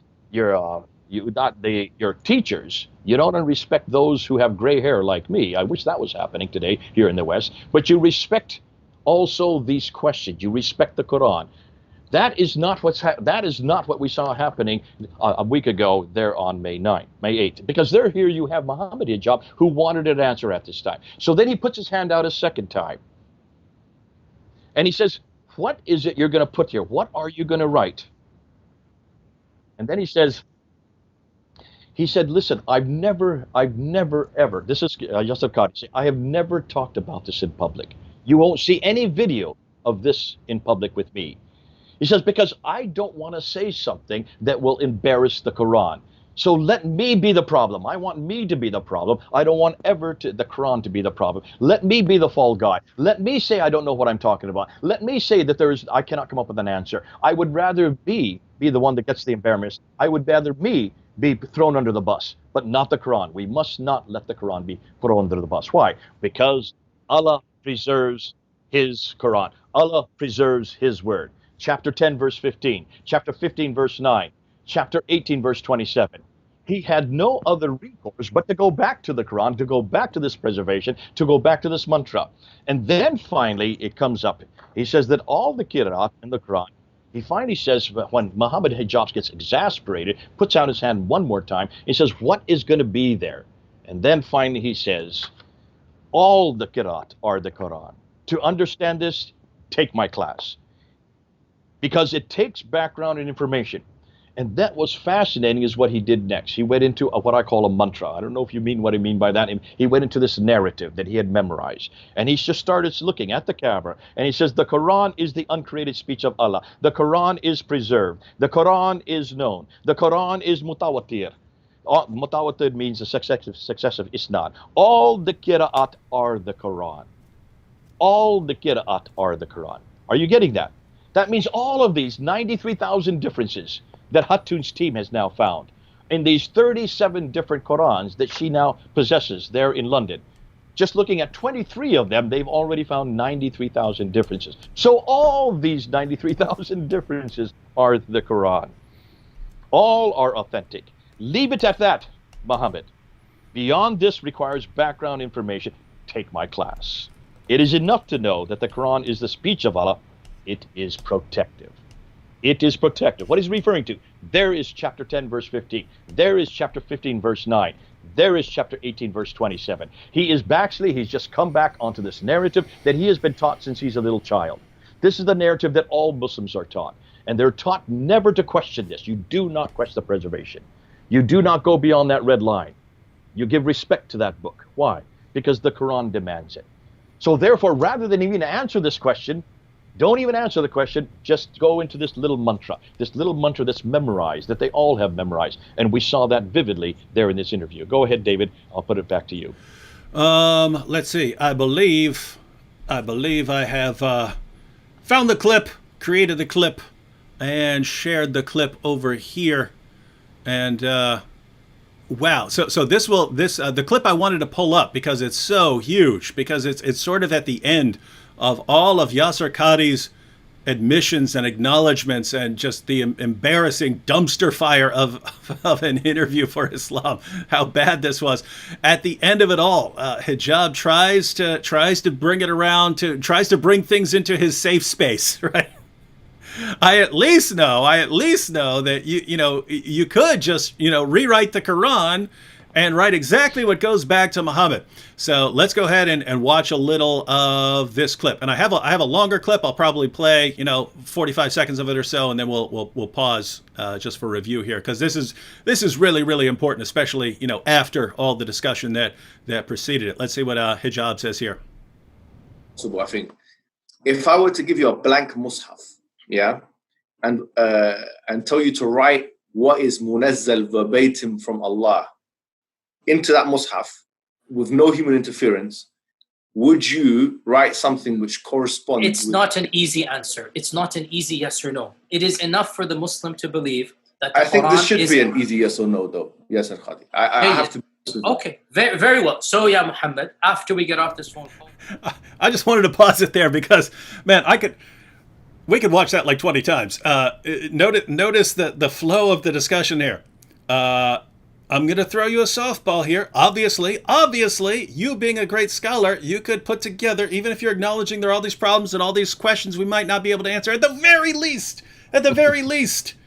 if I gave you some blank paper, you could write the Quran that goes back to the time of Muhammad. It's not an easy answer. And Hijab replies, I think it should be an easy answer. And Yasir Qadhi's response is, okay, if you want to believe that. But guys, if you think about the position that Hijab was putting Yasir Qadhi in, right? Yasir Qadhi has to live a double life. He has to live a double life. He goes amongst Western scholars in order to get along and be respected amongst Western scholars. He can't be spouting complete idiotic nonsense like one Quran perfectly preserved right down to the letter from the time of Muhammad. He would be laughed out of Yale for saying something that ridiculous, right? But on the other hand, he can't be saying the stuff that he would admit at Yale in a scholarly environment. He can't say that amongst your regular Muslims because it will completely destroy their faith in one Quran perfectly preserved right down to the letter. So he can't say certain things. He can't say the things that someone might want to say amongst the popular level Muslims. He can't say those things among scholars, and he can't say the things he would say among scholars. He can't say those among popular level Muslims. So this is what Jay is talking about with this worlds colliding. They are colliding in this person of Yasir Qadhi, and Hijab forces him into it. Hijab says, all right, here you are. Oh, worlds are colliding right now. Now you tell us something. You tell us something that all the scholars are going to agree with and Muslims can agree with. And Yasir Qadhi, nope, can't do it, because these worlds have to be separated. And that's why he keeps saying you can't have this discussion in public. You can't talk about this. You cannot. Muslims are not ready for the truth here. And so it's just amazing. Yasir Qadhi, what he's saying is, these worlds cannot be brought together. They have to be separated because one would destroy the other. And you popular level Muslims, you're not going to destroy the beliefs of the scholars. You would need evidence to do that. And so what would happen if you brought these worlds together was these scholars would completely destroy your faith in Islam. I can't allow that to happen. So Muhammad Hijab, if you want to ask me a question afterward, please do so. But we cannot go on with this. Amazing stuff. By the way, I have much more of that clip if you wanted to continue it at any time.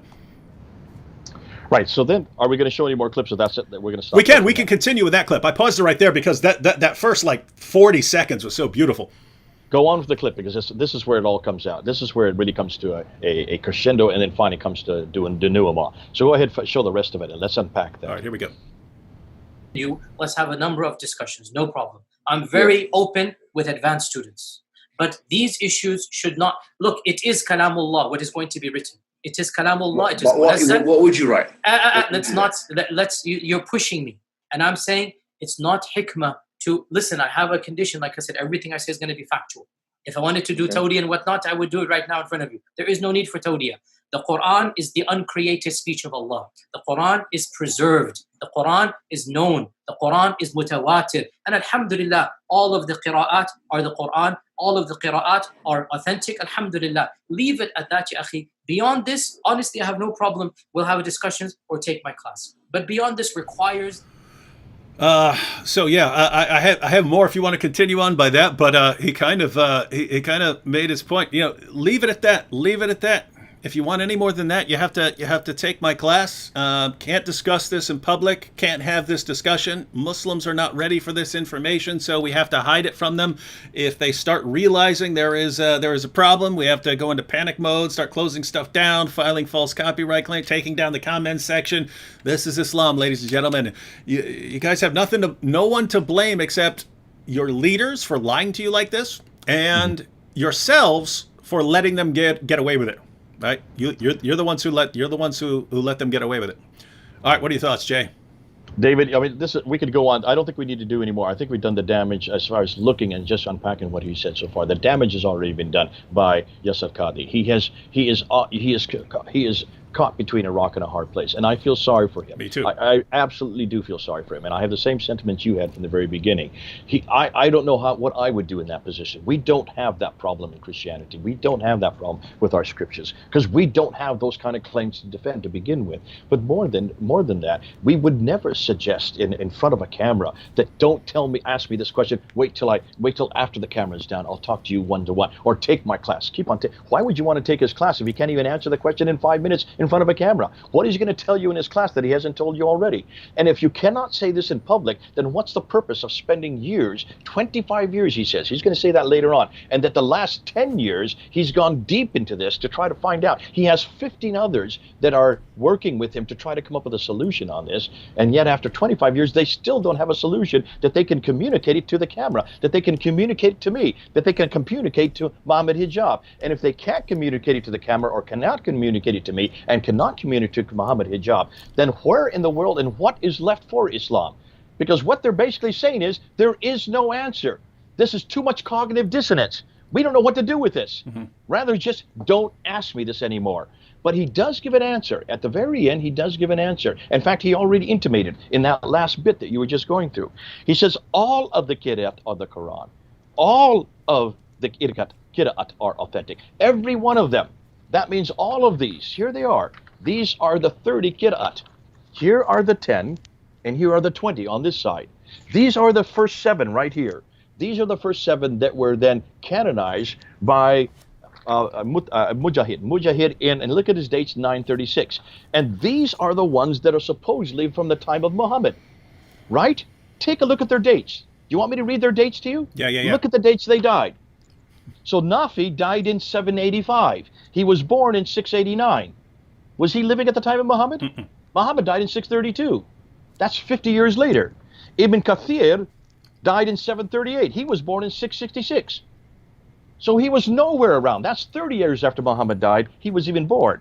Abu Amr ibn al-Ala died in 770. Ibn Amir al-Dimashq died in 736. Asim ibn Abi al-Najud died in 745.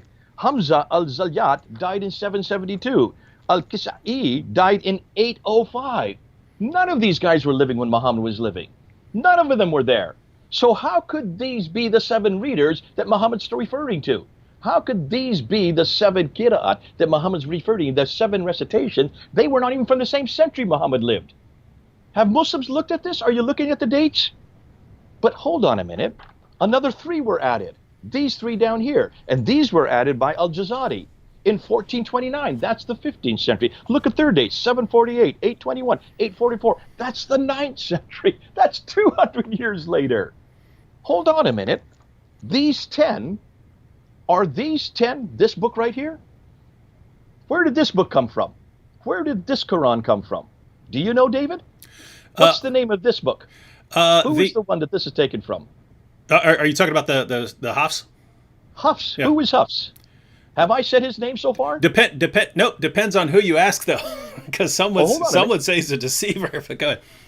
Okay, but more than that, remember at the very beginning, we went and we looked at these two, what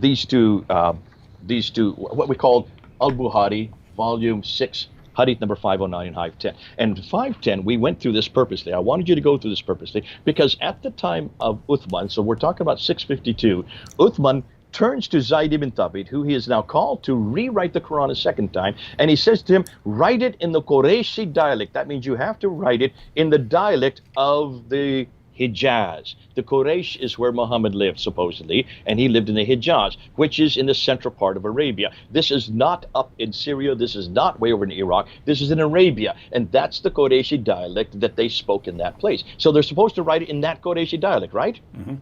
Well, let's go back to this list again. I wish I'd given this to you. I should have sent this to you so you could put it up on your screen so everybody could look at it. But notice these are the 2 lists of transmitters that each one of these readers has 2 transmitters that transmitted their own text, and they do not agree with theirs. So you have every 2 disagrees with the reader. And these are Qalun, look at the dates, 835, 864, 869. These are all 9th century. These are some 9th century, some are 10th century, 904. But one of them is the one that I've circled in black.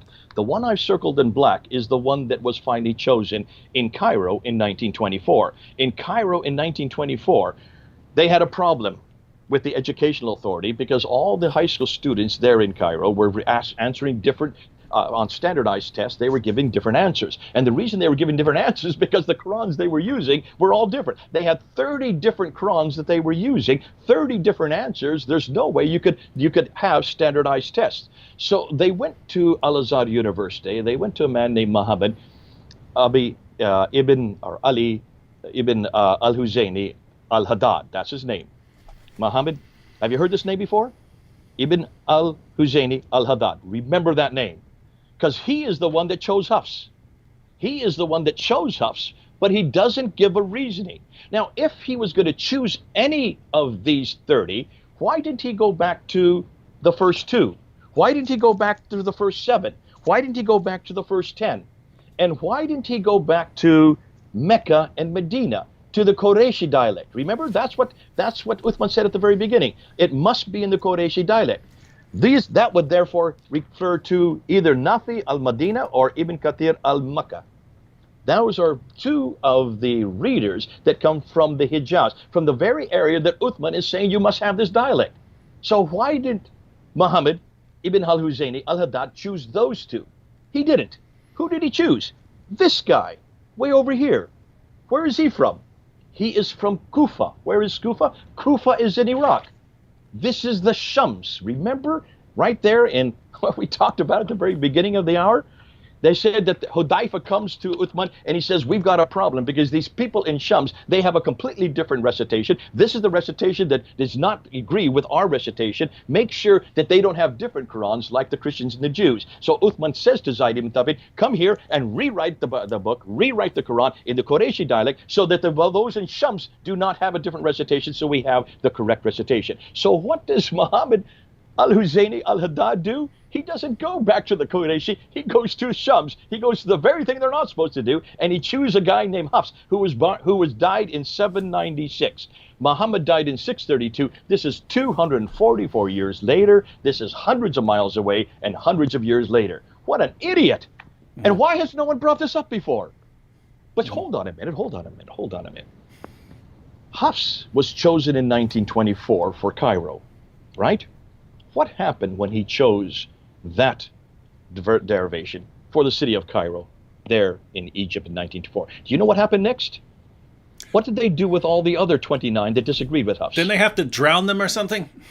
They took them out to a boat and threw into the River Nile. And didn't you just get done saying a little while ago that when Muslims don't like something, they either burn it, or they censor it, or they stop comments on it, or they drown it. Anytime they don't like something, they try to get rid of that which disagrees. So the other 29, they took out into a boat, and they threw them into the Nile, thinking that would get rid of them, without realizing you can't get rid of them, because our good old friend Hatun Tash was able to get all of them again. Just in 2015 and 2016, almost 100 years later, they're still existing. You can go to marketplaces all over the Arab world, and you can still get all 30 of them. She's found 37, so she's invented another 7 that are not even on the official list. Well, listen, there are even more than 37. But can you see how hopeless this is? Can you then understand? Put yourself in Muhammad Hijab's place. He knows this. He's heard this. How are you going to deal with this? Put yourself in Yasser Qadhi's place over here. There's nothing that I'm saying tonight that they all don't already know. The scholars know exactly what I'm saying. And when he went to Yale University 25 years ago and came across these other problems, these are just minor problems, because that was only chosen in Cairo in 1924 for the city of Cairo. That was only chosen for the Department of Education in one city. It became so successful, however, if you get rid of all the other ones and just use one, that became so successful that in 1936, the Egyptian government made that Hafs text the official text for the whole country, all of Egypt. All of Egypt then went back to Hafs. This guy from Kufa, who died in 796, 244 years after Muhammad. This guy who is part of the Shams, the guy that they were all scared about way back in the time of Uthman, because that's the text you're not supposed to use. That is that is the dialect you're not supposed to use. And yet that is the one that was chosen in Cairo. But because of the fact it makes it a lot more simple, and because of the fact it then now says that we don't have to worry about the other 29, they chose that for all of Egypt. Now, who's doing the choosing? Man is doing the choosing. It's one man from one university in 1924 that made that choice. This is not God choosing it. This has nothing to do with Muhammad. This has nothing to do with Uthman. This has to do with one scholar in 1924 who made that choice. But it became so successful in Cairo, it became so successful in Egypt, that in 1985, King Fahd, who is the ruler of the ruler of Saudi Arabia at that time, King Fahd decided to make this Hafs text, this text that you see here, standard for the entire world. 1985. Now, David, I was alive in 1985. Were you? Yes, I was. Which means you and I are older than the canonical text. Boy, doesn't that make you feel old. Anybody who was living in 1985, before 1985, there was no standard text. There were at least 30. We have now even got up to 37 Arabic Qurans. But now by 1985, this has become the standard text for the whole world. Because one man, again, remember, this is one man who is now changing God's word, and he is the one that is now basically doing what God said he would not, God said would never happen, and that is, it is Allah who is supposed to guard his word. It is Allah who's going to protect the Quran. It is God who then said that this Quran has always existed. So what is the Quran that exists in heaven? What's on those preserved tablet? I would like to go to Allah and ask the same thing Muhammad Hijab asked, which is, if I give you a blank piece of paper, Allah, which is the one you're going to put in my hand? What do you think Allah's going to say? What do you think God, the Islamic God's going to say? Well, first of all, you can't talk to him. He's totally distant. He never comes to earth anyways. But I would like to know what's going to happen when Muslims ask that question. What do you think they are going to say? What Quran are they going to talk about? And this is something that Adnan Rashid brought up on Friday last week. I don't know if you heard what Adnan Rashid did. He did us a great favor. He said he decided to throw Yasser Qadhi under the bus when he was asked this question. That's a shocker. That's a real shocker. This is what always happens when Muslims don't like each other. They just throw each other under the bus. And he said, if I had been asked that question, I would have gone back to the Birmingham folios. I would have gone back to those Tillil folios, because that's the Quran he should have gone to. I would have gone back to the Husseini manuscript. That's the Quran he should have gone back to. Thank God for Adnan Rashid. Thank you, Adnan. You have just really brought it back to the 7th century. You see, this debate has always stuck over here in the 8th, 9th, and 10th century. The Qiraat is a terrible dilemma for the Yasser Qadhis and the Muhammad Hijabs. But that is not nearly the debate that I would like to talk about. The debate I want to talk about is what's happening in the 7th century. I would like to go back to the very beginning. I would like to go back to the time that Uthman lived. I would like to go back to the time of the Prophet himself. I would like to go back to the century that supposedly this book was sent down to him over a 22-year period. I would like to go back to those first earliest copies, those first 4 copies that were made by Zayd ibn Thabit and sent to Basra, Baghdad, Damascus, and one left in Medina, the Ubay ibn Ka'b's codex. I'd like to go to Ibn Masud's codex. I'd like to go to Ibn Musa's codex. I'd like to come to Zayd ibn Thabit's codex. And I'd like to ask any Muslim who's watching me right now, where is there even one of those codices? One. I just want one. And that's exactly like this one right here. And 114 surahs, exactly like the razm. I'm not asking about Qirat now. I'm not talking about vowelization. I'm not talking about the dots. I want the razm. I want the consonantal text. I want the skeletal text that's just like this book here. And notice, Yasir Qadhi agrees with you, right? If you're saying you would ask Allah, which one? Yasir Qadhi acknowledged, I don't know. I don't know, but you saw that little, all of them. Yeah, that you saw that problem that he's stuck in, which really shows you that his faith in this wonderful book is really at odds with the scholarship that he's being confronted with. Now, just to be clear, I haven't really studied Qirat and Ahruf way back when I was studying after Nabil had converted and so on. Nabil started studying the Qirat and Ahruf, and he was telling me, going, they can't figure out what this stuff means. They can't figure out what any of this stuff refers to. You go to he says you could go to a book and get 15 different interpretations of what these things even are. So I pretty much stayed what I would call source-based, right? Look, if you tell me the Quran's been perfectly preserved, I will quote you a bunch of passages from your sources talking about missing chapters, hundreds of verses coming up missing, verses being eaten by a sheep, different phrases coming up missing. I'll talk to you. I'll just quote your sources to you and show you that the Quran has not been perfectly preserved. As for the Ahruf and the Qirat, I'll wait until Muslims figure that stuff out, and then they can tell me what all of this stuff means. Here we are, all these years later, and Shabir Ali's recent video that he put out, scholars don't know what the Ahruf refers to, and then you've got Yasir Qadhi, and he's saying that every student of knowledge knows the biggest problem is the Ahruf and the Qirat and how they relate and what they do and how this relates to Uthman's version and so on. And the explanations we have just can't stand up to scrutiny. They can't stand up to scrutiny. So I'm thinking, what, you guys cannot even come up with a coherent explanation. So, I don't know when I'm actually going to get around to studying anything beyond the basics. But Jay, just tell me if this is sort of where things stand, right? Because David, we only have 15 minutes. Now, in the last 15 minutes, we need to bring this to a conclusion. And I really want to get to the mother lode. I really want to get to the real damaging material. I really want to start introducing what Qadhi has not yet looked at, and what Shab and so you want to watch the clip from Brubaker? No. Oh, okay, let's introduce that though. Yeah. But what I'd like to do is I want to introduce his book. I want to introduce this book right here. Oh, Jay, let me just ask that question. I wanted to for a lot of people are confused. They're like, because we're not explaining a lot about Ahruf and things like that, and we're telling people we're not sure. But just as far as where things stand, correct me if I'm wrong. It's something along these lines. You've got Hatun. And she's got 37 different Qurans, not different translations, not just different pronunciations. She's got different Qurans that have different Arabic text within them. And so the question would arise, why do you have these different texts and so on? And I would just say, well, because human beings are imperfect and they make mistakes along the way. And so you end up with differences, especially going way back. But for someone like Yasir Qadhi, who believes that, Allah is somehow preserving things, he's got to explain these differences in terms of Ahruf and Qirat, but he can't say that these are based on later problems with Muslims not knowing where dots go or, inserting the consonants and so on. He can't say that, it's coming up later on.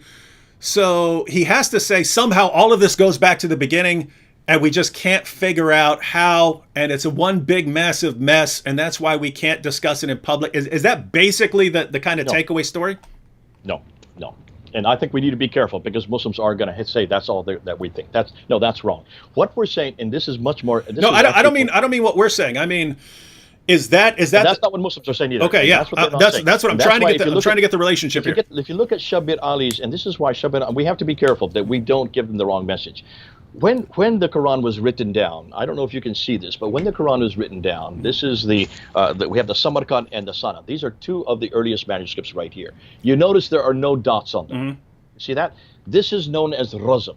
Yep. Razm means the skeletal text. These are nothing more than consonantal text. There's about 15 letters, roughly 15 letters that existed at the very beginning. Today, there are now 28 letters. How did it go from 15 to 28?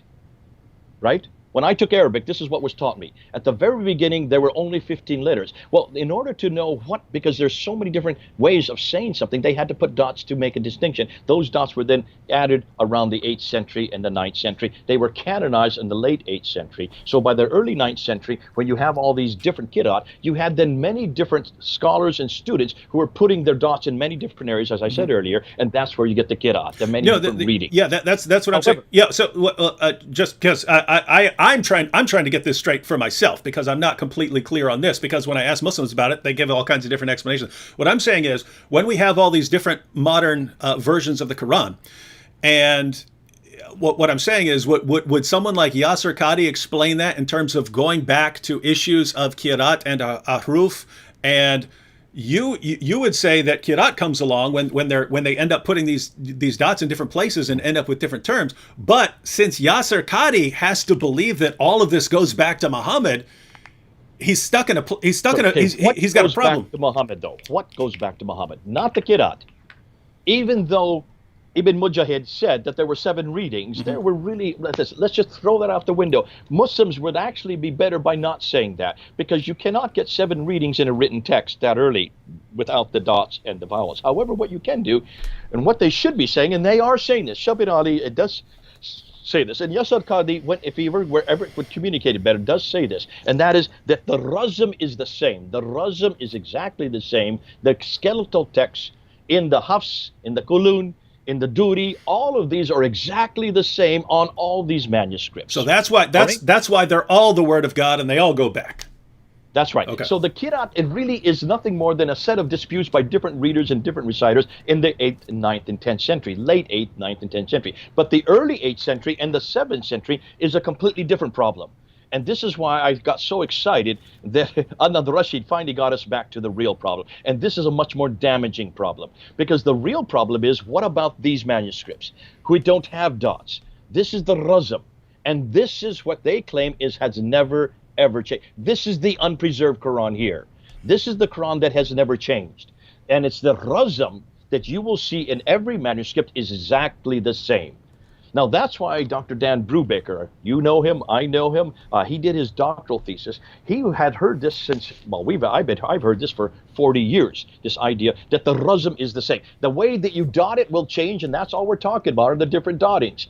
But the Razm never changes, and that's what God preserves, is the Razm. And that's why Adnan Rashid said, if only Yasser Qadi had put out and showed him these 2 folios from the Birmingham manuscript, the Birmingham Quran, he called it. It's not a Quran. It's only 2 pages. It's only 33 verses. It's not even complete verses of chapter 18, 19, and 20. And it's all about things that have nothing to do with Islam. It's about the 7 sleepers of Ephesus. It's from James the Lesser. It's the story of Moses. These have nothing to do with Islam. These are all pre-Islamic. These are from 145 AD, from 545 AD. These are all from before Muhammad. These are all before the Quran, and they're all before Islam. Now, he said, if we'd only go back to those Razm, if we'd only come back to these original texts, we would find that there is no changes. They are all exactly the same. Well, Dan was curious about this, and so he was decided for his doctorate. He was going to go back to those Razm. He was going to go back to the original manuscript. He was going to go back to the Topkapi, which is there in Istanbul. He was going to go back to the Samarkand, which is in Tashkent. He was going to go back to the Huzayni, which is in Cairo, the one that Adnan Rashid wants us to go back to. He was going to go back to the Petropolitanus, which is in Paris, the Ma'il, which is there in the British Library, and also the Sana'a manuscript. Those are the 6 major manuscripts. I introduced these 6 major manuscripts to Shabir Ali in a debate we had in 2014, and Shabir Ali was not at all prepared to hear what we have found. Because see, 2 Muslim scholars between 2002 and 2007, in that 5-year period, they went back to all those manuscripts, those 6 major manuscripts. And they went and they studied them for 5 years. By 2007, this is Dr. Tahir Atukulic and this is Dr. Ekmeleddin Ihsanolou. The two of them studied them for 5 years, and they realized that what they had been claimed, every Muslim around the world believes that those 6 manuscripts go back to Uthman. They are called the Uthman's Mus'haf. They're called the Mus'haf of Uthman. And these two Muslim scholars says not one of them is from the time of Uthman. Not one of them is from 652, mid-7th century. They're not even copies of the ones from Uthman. In fact, the dates they gave to them were from the 8th and 9th century. The earliest one is the Sana'a manuscript, which was discovered in 1975 by accident there in the Sana'a dome of the Sana'a Mosque. When they were opened up a trapdoor, all these manuscripts fell to the ground. Amongst them were these fragments of what they know as the Sana'a manuscript. When they looked at them, there were no dots on them. There were no diacritical marks. They couldn't read them, and that's why they had to bring the German scholars down in 1981 to look at them. Dr. Gerd Prynne, Dr. von Bothmer, Dr. Oleg, the three of them were flown down to look at them. They took pictures of them, and they realized that they were looking at the oldest Quran in existence. But the date that has been given to that Quran is 705. That's the earliest date, 705. So this is not the 6th century. I'm sorry, this is not the 7th century. This is the 8th century. But what was interesting, Dr. Dan Brubaker wanted to go back to these manuscripts, but he also wanted to go to 4 others. So he went to 10 manuscripts that are all from the 8th and 9th century, none of them from the 7th century. Not one of them is complete.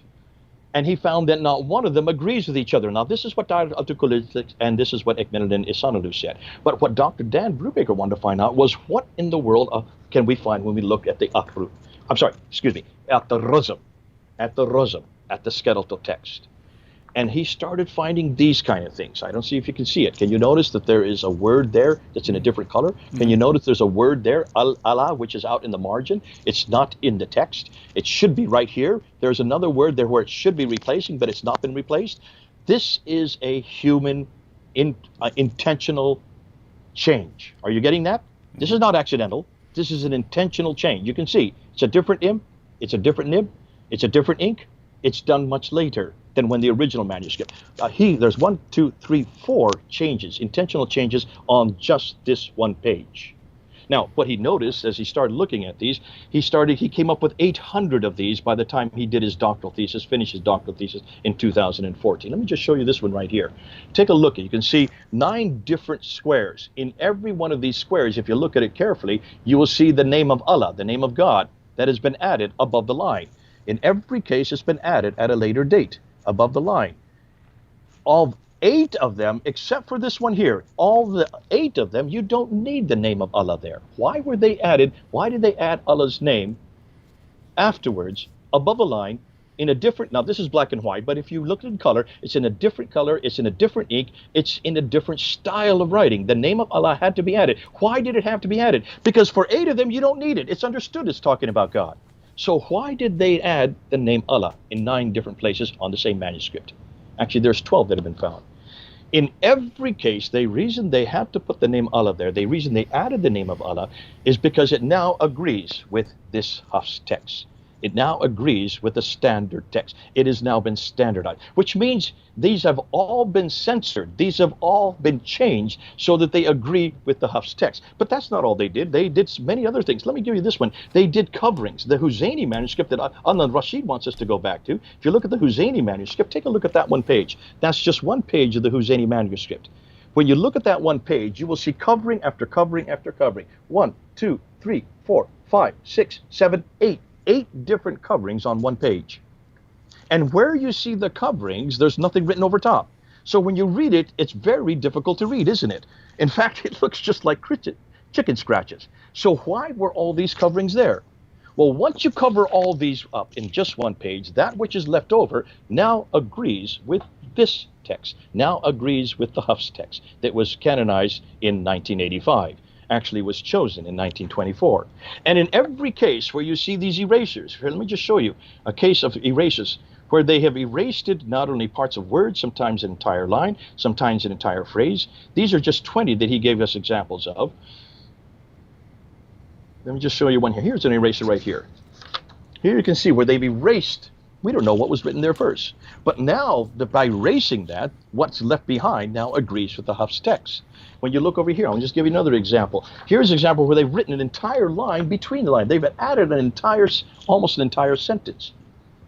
And because of adding that entire sentence, it now agrees with the Hafs text. Now, that in 2014, he had come up with 800s of these erasers, of these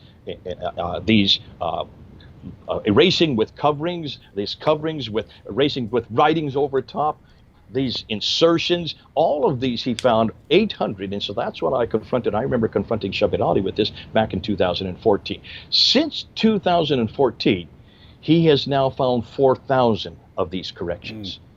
Corrections means these are done by humans at a later date to standardize the text so that it now agrees with the Hafs text. Now, what Dan Brubaker has done, Yasser Qadhi has not yet answered. Neither has Muhammad Hijab. Muhammad Hijabs and the Adnan Rashids and the Yasser Qadhis and the Shabir Alis have yet to talk about the Razm consonantal text. Because once you show that the consonantal text has been changed, no longer can you say the Quran has been preserved. No longer can you say that the Quran even comes from the 7th century. No longer can you say that the Quran even comes from Uthman, let alone that it comes from Muhammad. And what we're showing, and what Dan Brubaker is showing by looking at this man, by looking and writing, this is the first book that's ever written anything on this that has been done and published in the world today. And that's why there has been a huge backlash against Dan Brubaker. But 2 days ago, Dan Brubaker went one step further. And you know about this, David, and I know about him. He and I were up till about 2 or 3 o'clock in the morning. He was on the phone to me saying, Jay, how do I do this? I want to actually put my first YouTube. I want to go on YouTube. I want to get my first channel up there.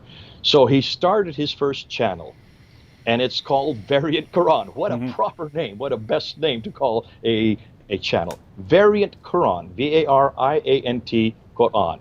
Go up on YouTube and take a look. Now, do you have it there in front of you? I don't know. I don't have it in front of me. Do you have a looking at Variant Quran? It's only been up for 2 days. Let me just see. I have a clip from his video. Okay. Go ahead and show the clip while I bring up Variant Quran so I can look and see where it's come to as of right now. Okay, everyone, let me just, to give you this is from a longer video that Dan Brubaker posted on his channel, Variant Quran, but the idea here is he goes onto a page from Surah 9 of the Quran, and he shows that there was the original writing and that an editor came along later to edit the page, because you can tell it's different writing. So there's editing on the page, but the editor doesn't edit some missing words at the bottom of the page. And so the original writer didn't include these words that are in today's Quran, and the editor who edited the page didn't see a need to add those words, or he didn't recognize it, but looks like an imperfect process. So let's go ahead and just watch this short clip of a longer video, and after we're done, I'll add the link to the video to the description here. All right, here we go. And so when we come to the last line of the page, this is what the main point that I want to illustrate. We notice that the scribe who first wrote the page actually left out 3 words when it was, if we're comparing it to the text that is now in common use today around the world in the Hafs text and the Cairo edition. So and that all the traditions point back toward. So so this manuscript is variant. Not only was it variant at the time of first writing, but the other interesting thing to note, and the reason I showed you the other 2 corrections on the page, is that somebody came back to this page at a later time after production and corrected it. And whoever that was, however, did not correct or did not see a need to correct the omission at this spot. So I find that very interesting. So these words stand as they were first written. So 2 people, at least, well, possibly one of them, made a mistake by omitting something, or possibly didn't. Possibly thought that that was the way that it was supposed to be written. And possibly the second one, the corrector, either made a mistake and didn't see it, or once again reviewed it and thought that that was the way that it was supposed to be written. So I find that interesting. Now, let's take another look before we finish up here at the verse itself and read it there. It says, "It is the same, whether or not you beg forgiveness for them. Though you ask forgiveness for them 70 times, Allah will not forgive them. That is because they disbelieved in Allah and in His messenger." That last little bit is cut off, but that's what it says. So this verse can be read sensibly, grammatically correct, with or without the Sab'in Maratan Fa. If you read it without it, it would say, "It is the same whether or not you beg forgiveness for them, Though you ask forgiveness for them, Allah will not forgive them. So that makes sense. But it also makes sense, of course, the way that it stands today.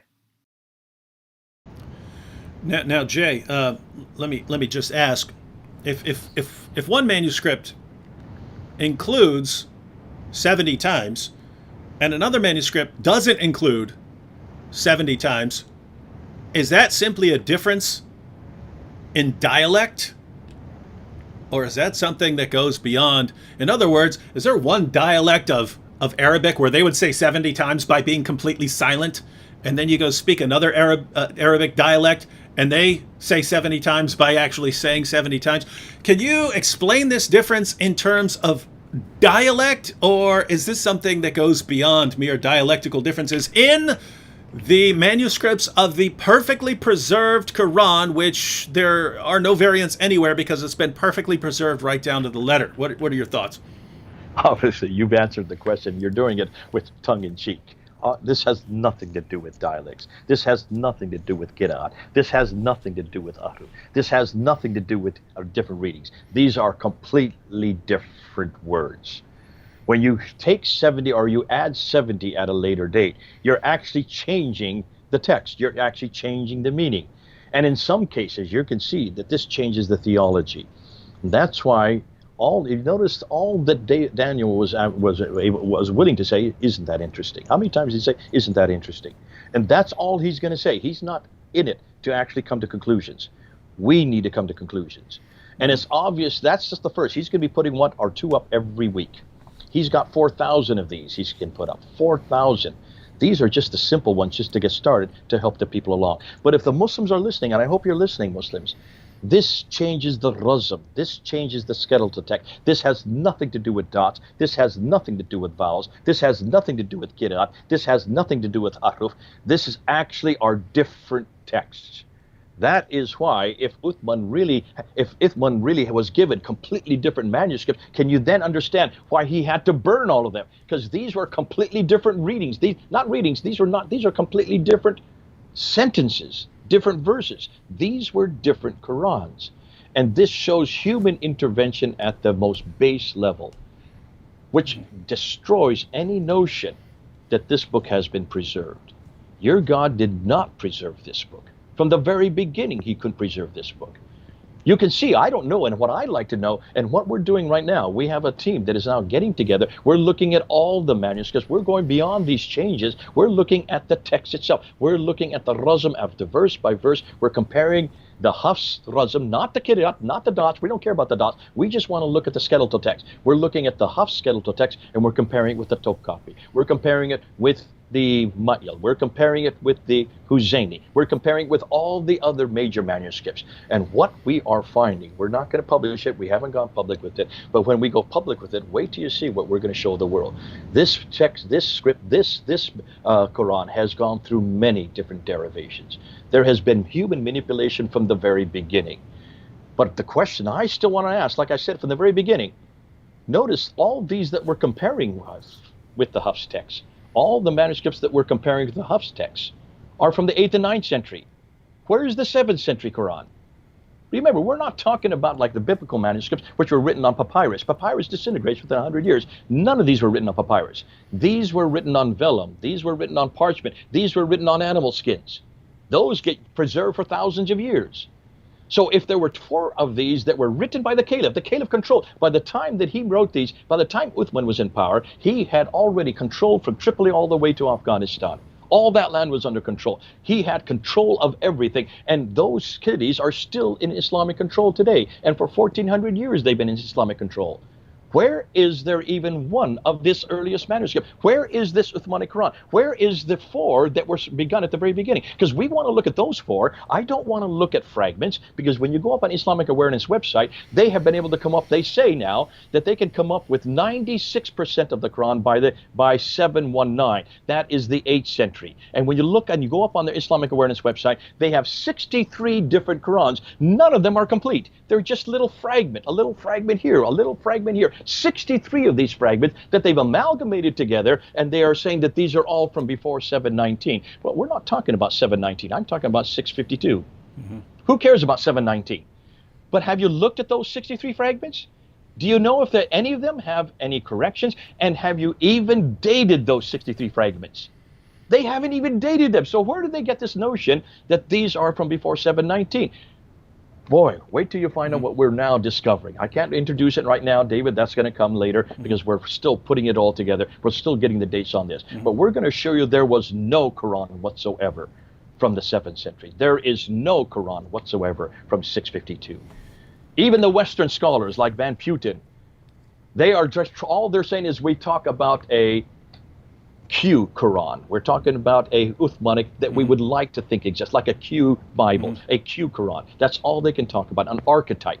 But the archetype they're talking about all comes from references from the 9th and 10th century. It's because the 9th and 10th century people said that there was a Quran, that they're saying, well, that must be true. But they don't realize that those are 200 to 300 years too late. I don't care about them anymore. I want to go and ask the Muslims. I want you Muslims to tell me, where is this archetype? Where is this Uthmanic recension? Where is this book that was put together in 652 and 4 copies made? I would just like to have one. But when you show it to me, it must look just like this.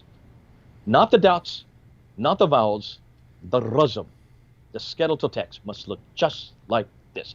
Don't give me the Top copy, don't give me the Samarkand, don't give me the Husseini, don't give me the Sana manuscript. They're all too late. They're all the 8th and 9th century. I want a 7th century Quran. So I ask any Muslim, and I ask Yasir Qadhi this, and I also ask Muhammad Hijab, if you're going to talk about a preserved text, answer me that question. And that's the question I leave with you tonight, because that's going to cause a crisis of faith. And if any Muslims are listening to me, then for heaven's sakes, please would you stop talking about this preserved text until you can show me a complete text of the Quran, 114 surahs from the time of Uthman. We're not going to listen to you anymore, because you don't even know what we found about your Prophet Muhammad, or what we found about the first 4 caliphs, or what we found about Mecca. Wait till we get you and let you know what we found about those ideas. Ooh, that's a whole nother area that we've not even got into tonight. But let's stick with the Quran for now. And let's see if, forget about the Qira'at, that's much too late. I want to talk about the Razm, R-A-S-M. That's the Arabic name. Let's talk about the Razm next time. And don't start talking to me about all these other manuscripts. I don't want to look at them. I want Uthmanic's Razm. Show me where it is. So, you Muslims who are watching, we know what you've been told by your leaders. We know that you've been told that it's a miracle of the Quran, perfect preservation, right down to the letter from the time of Muhammad. And you've been told that by all your leaders. They all tell you the same thing. So you assume that your leaders are telling you the truth because obviously they're truthful people who are only going to tell you the truth about your religion.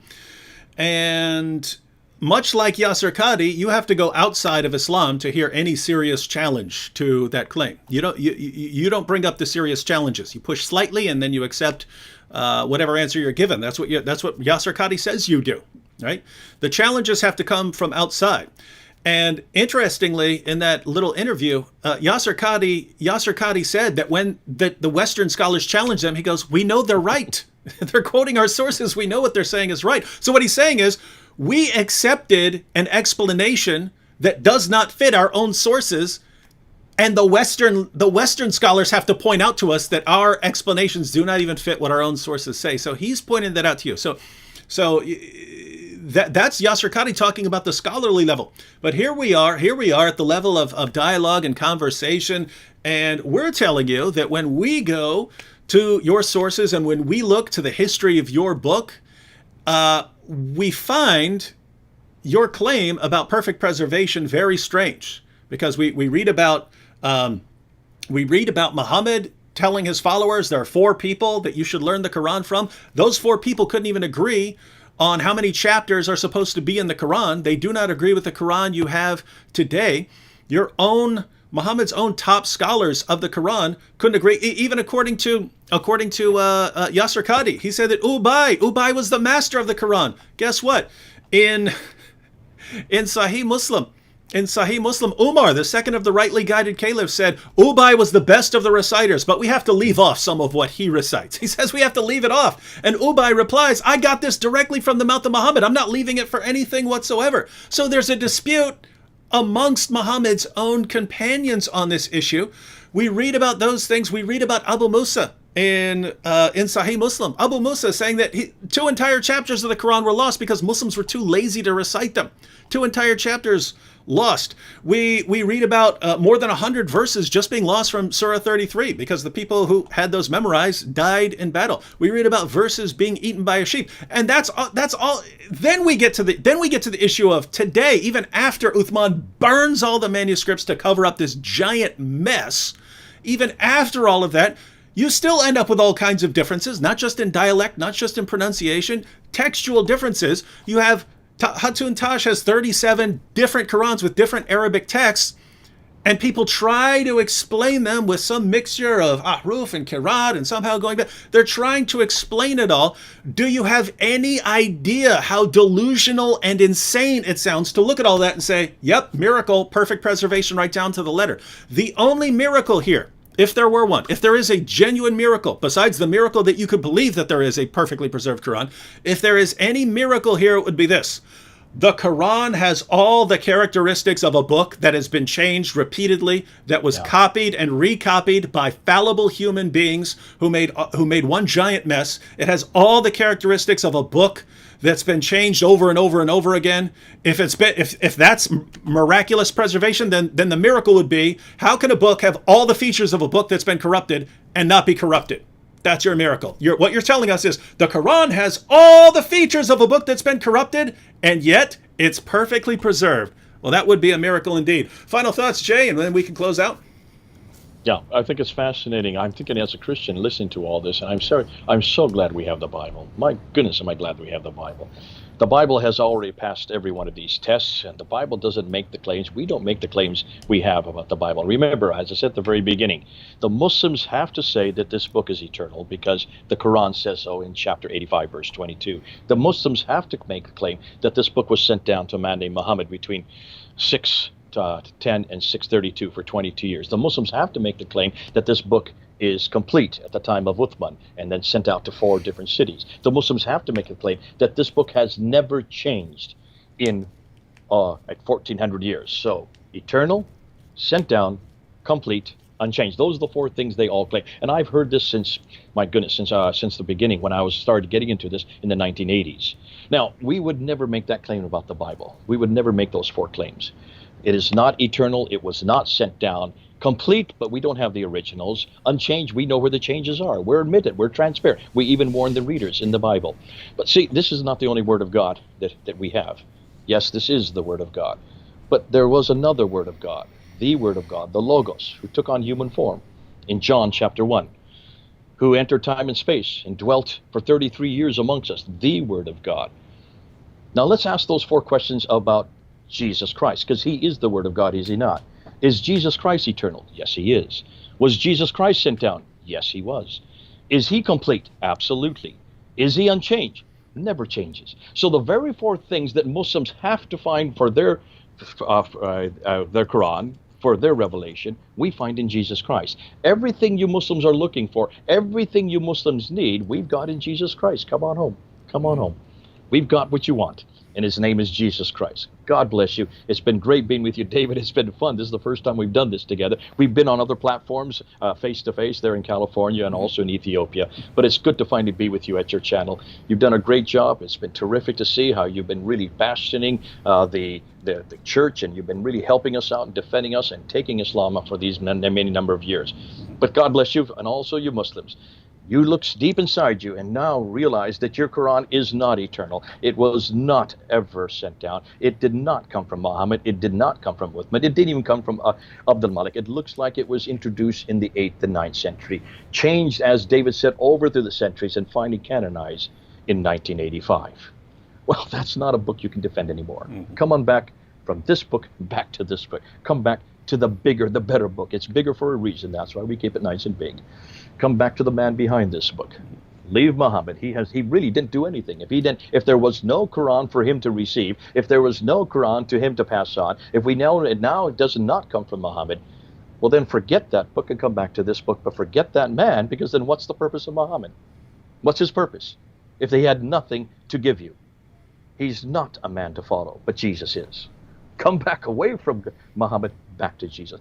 Listen, look at the God behind this book, Allah. I don't want anything to do with that God. He never comes to earth. He's incapable of taking on human form. He's incapable of having a relationship with me. But Yahweh does. He comes to earth anytime he wants. He was not at the earth at the very beginning. He was there wrestling with Jacob. He was there in the burning bush. He was there leading the children of Israel through the desert. And he came 2,000 years ago, lived for 33 years, died on the cross and rose again. That's why Jesus, he could be yours as well. Come back to the bigger book, the bigger man. The book is the Bible. The man's Jesus Christ. Thanks, David, for letting me say that. Amen. And good comment to close out with. Jeffrey Congolo says, remember, he said, there are no holes in the narratives. There's a hole full of narratives. Did you catch that? Yasser Qadi said there's holes in the narratives, and Jeffrey says there are no holes in the narratives. There's a hole full of narratives, and I think that's what you actually have. And you Muslims who are watching, I just encourage you to think seriously about this, right? Your leaders all told you perfect preservation right down to the letter. And you can see, even from people like Yasser Qadi and Shabir Ali admitting it now, that's false. And you don't need to go to them. You could go to your sources. You could go to the manuscripts. You can find out that it's totally, completely false. The big question that should be bothering you right now, instead of attacking us, the big question that should be bothering you is, if my leaders lied to me about that, what else have they lied to me about? And why should I be trusting them? Maybe I need to investigate this for myself instead of blindly, mindlessly agreeing with anything they say. So I'll leave you with that. I'm told by Sam Shamoun to tell everyone that he's got a live stream that's starting after us. I can't advise everyone to go over to that unless you have trouble sleeping. If you have trouble sleeping, if you have insomnia, then I can tell you that Sam is going to have a live stream right after ours. And if you need to be cured of your insomnia, you can go to Sam's channel and you'll be instantly cured and be able to sleep like a little baby. Thanks, Jay, for joining me. We'll catch you all next time. Bye-bye.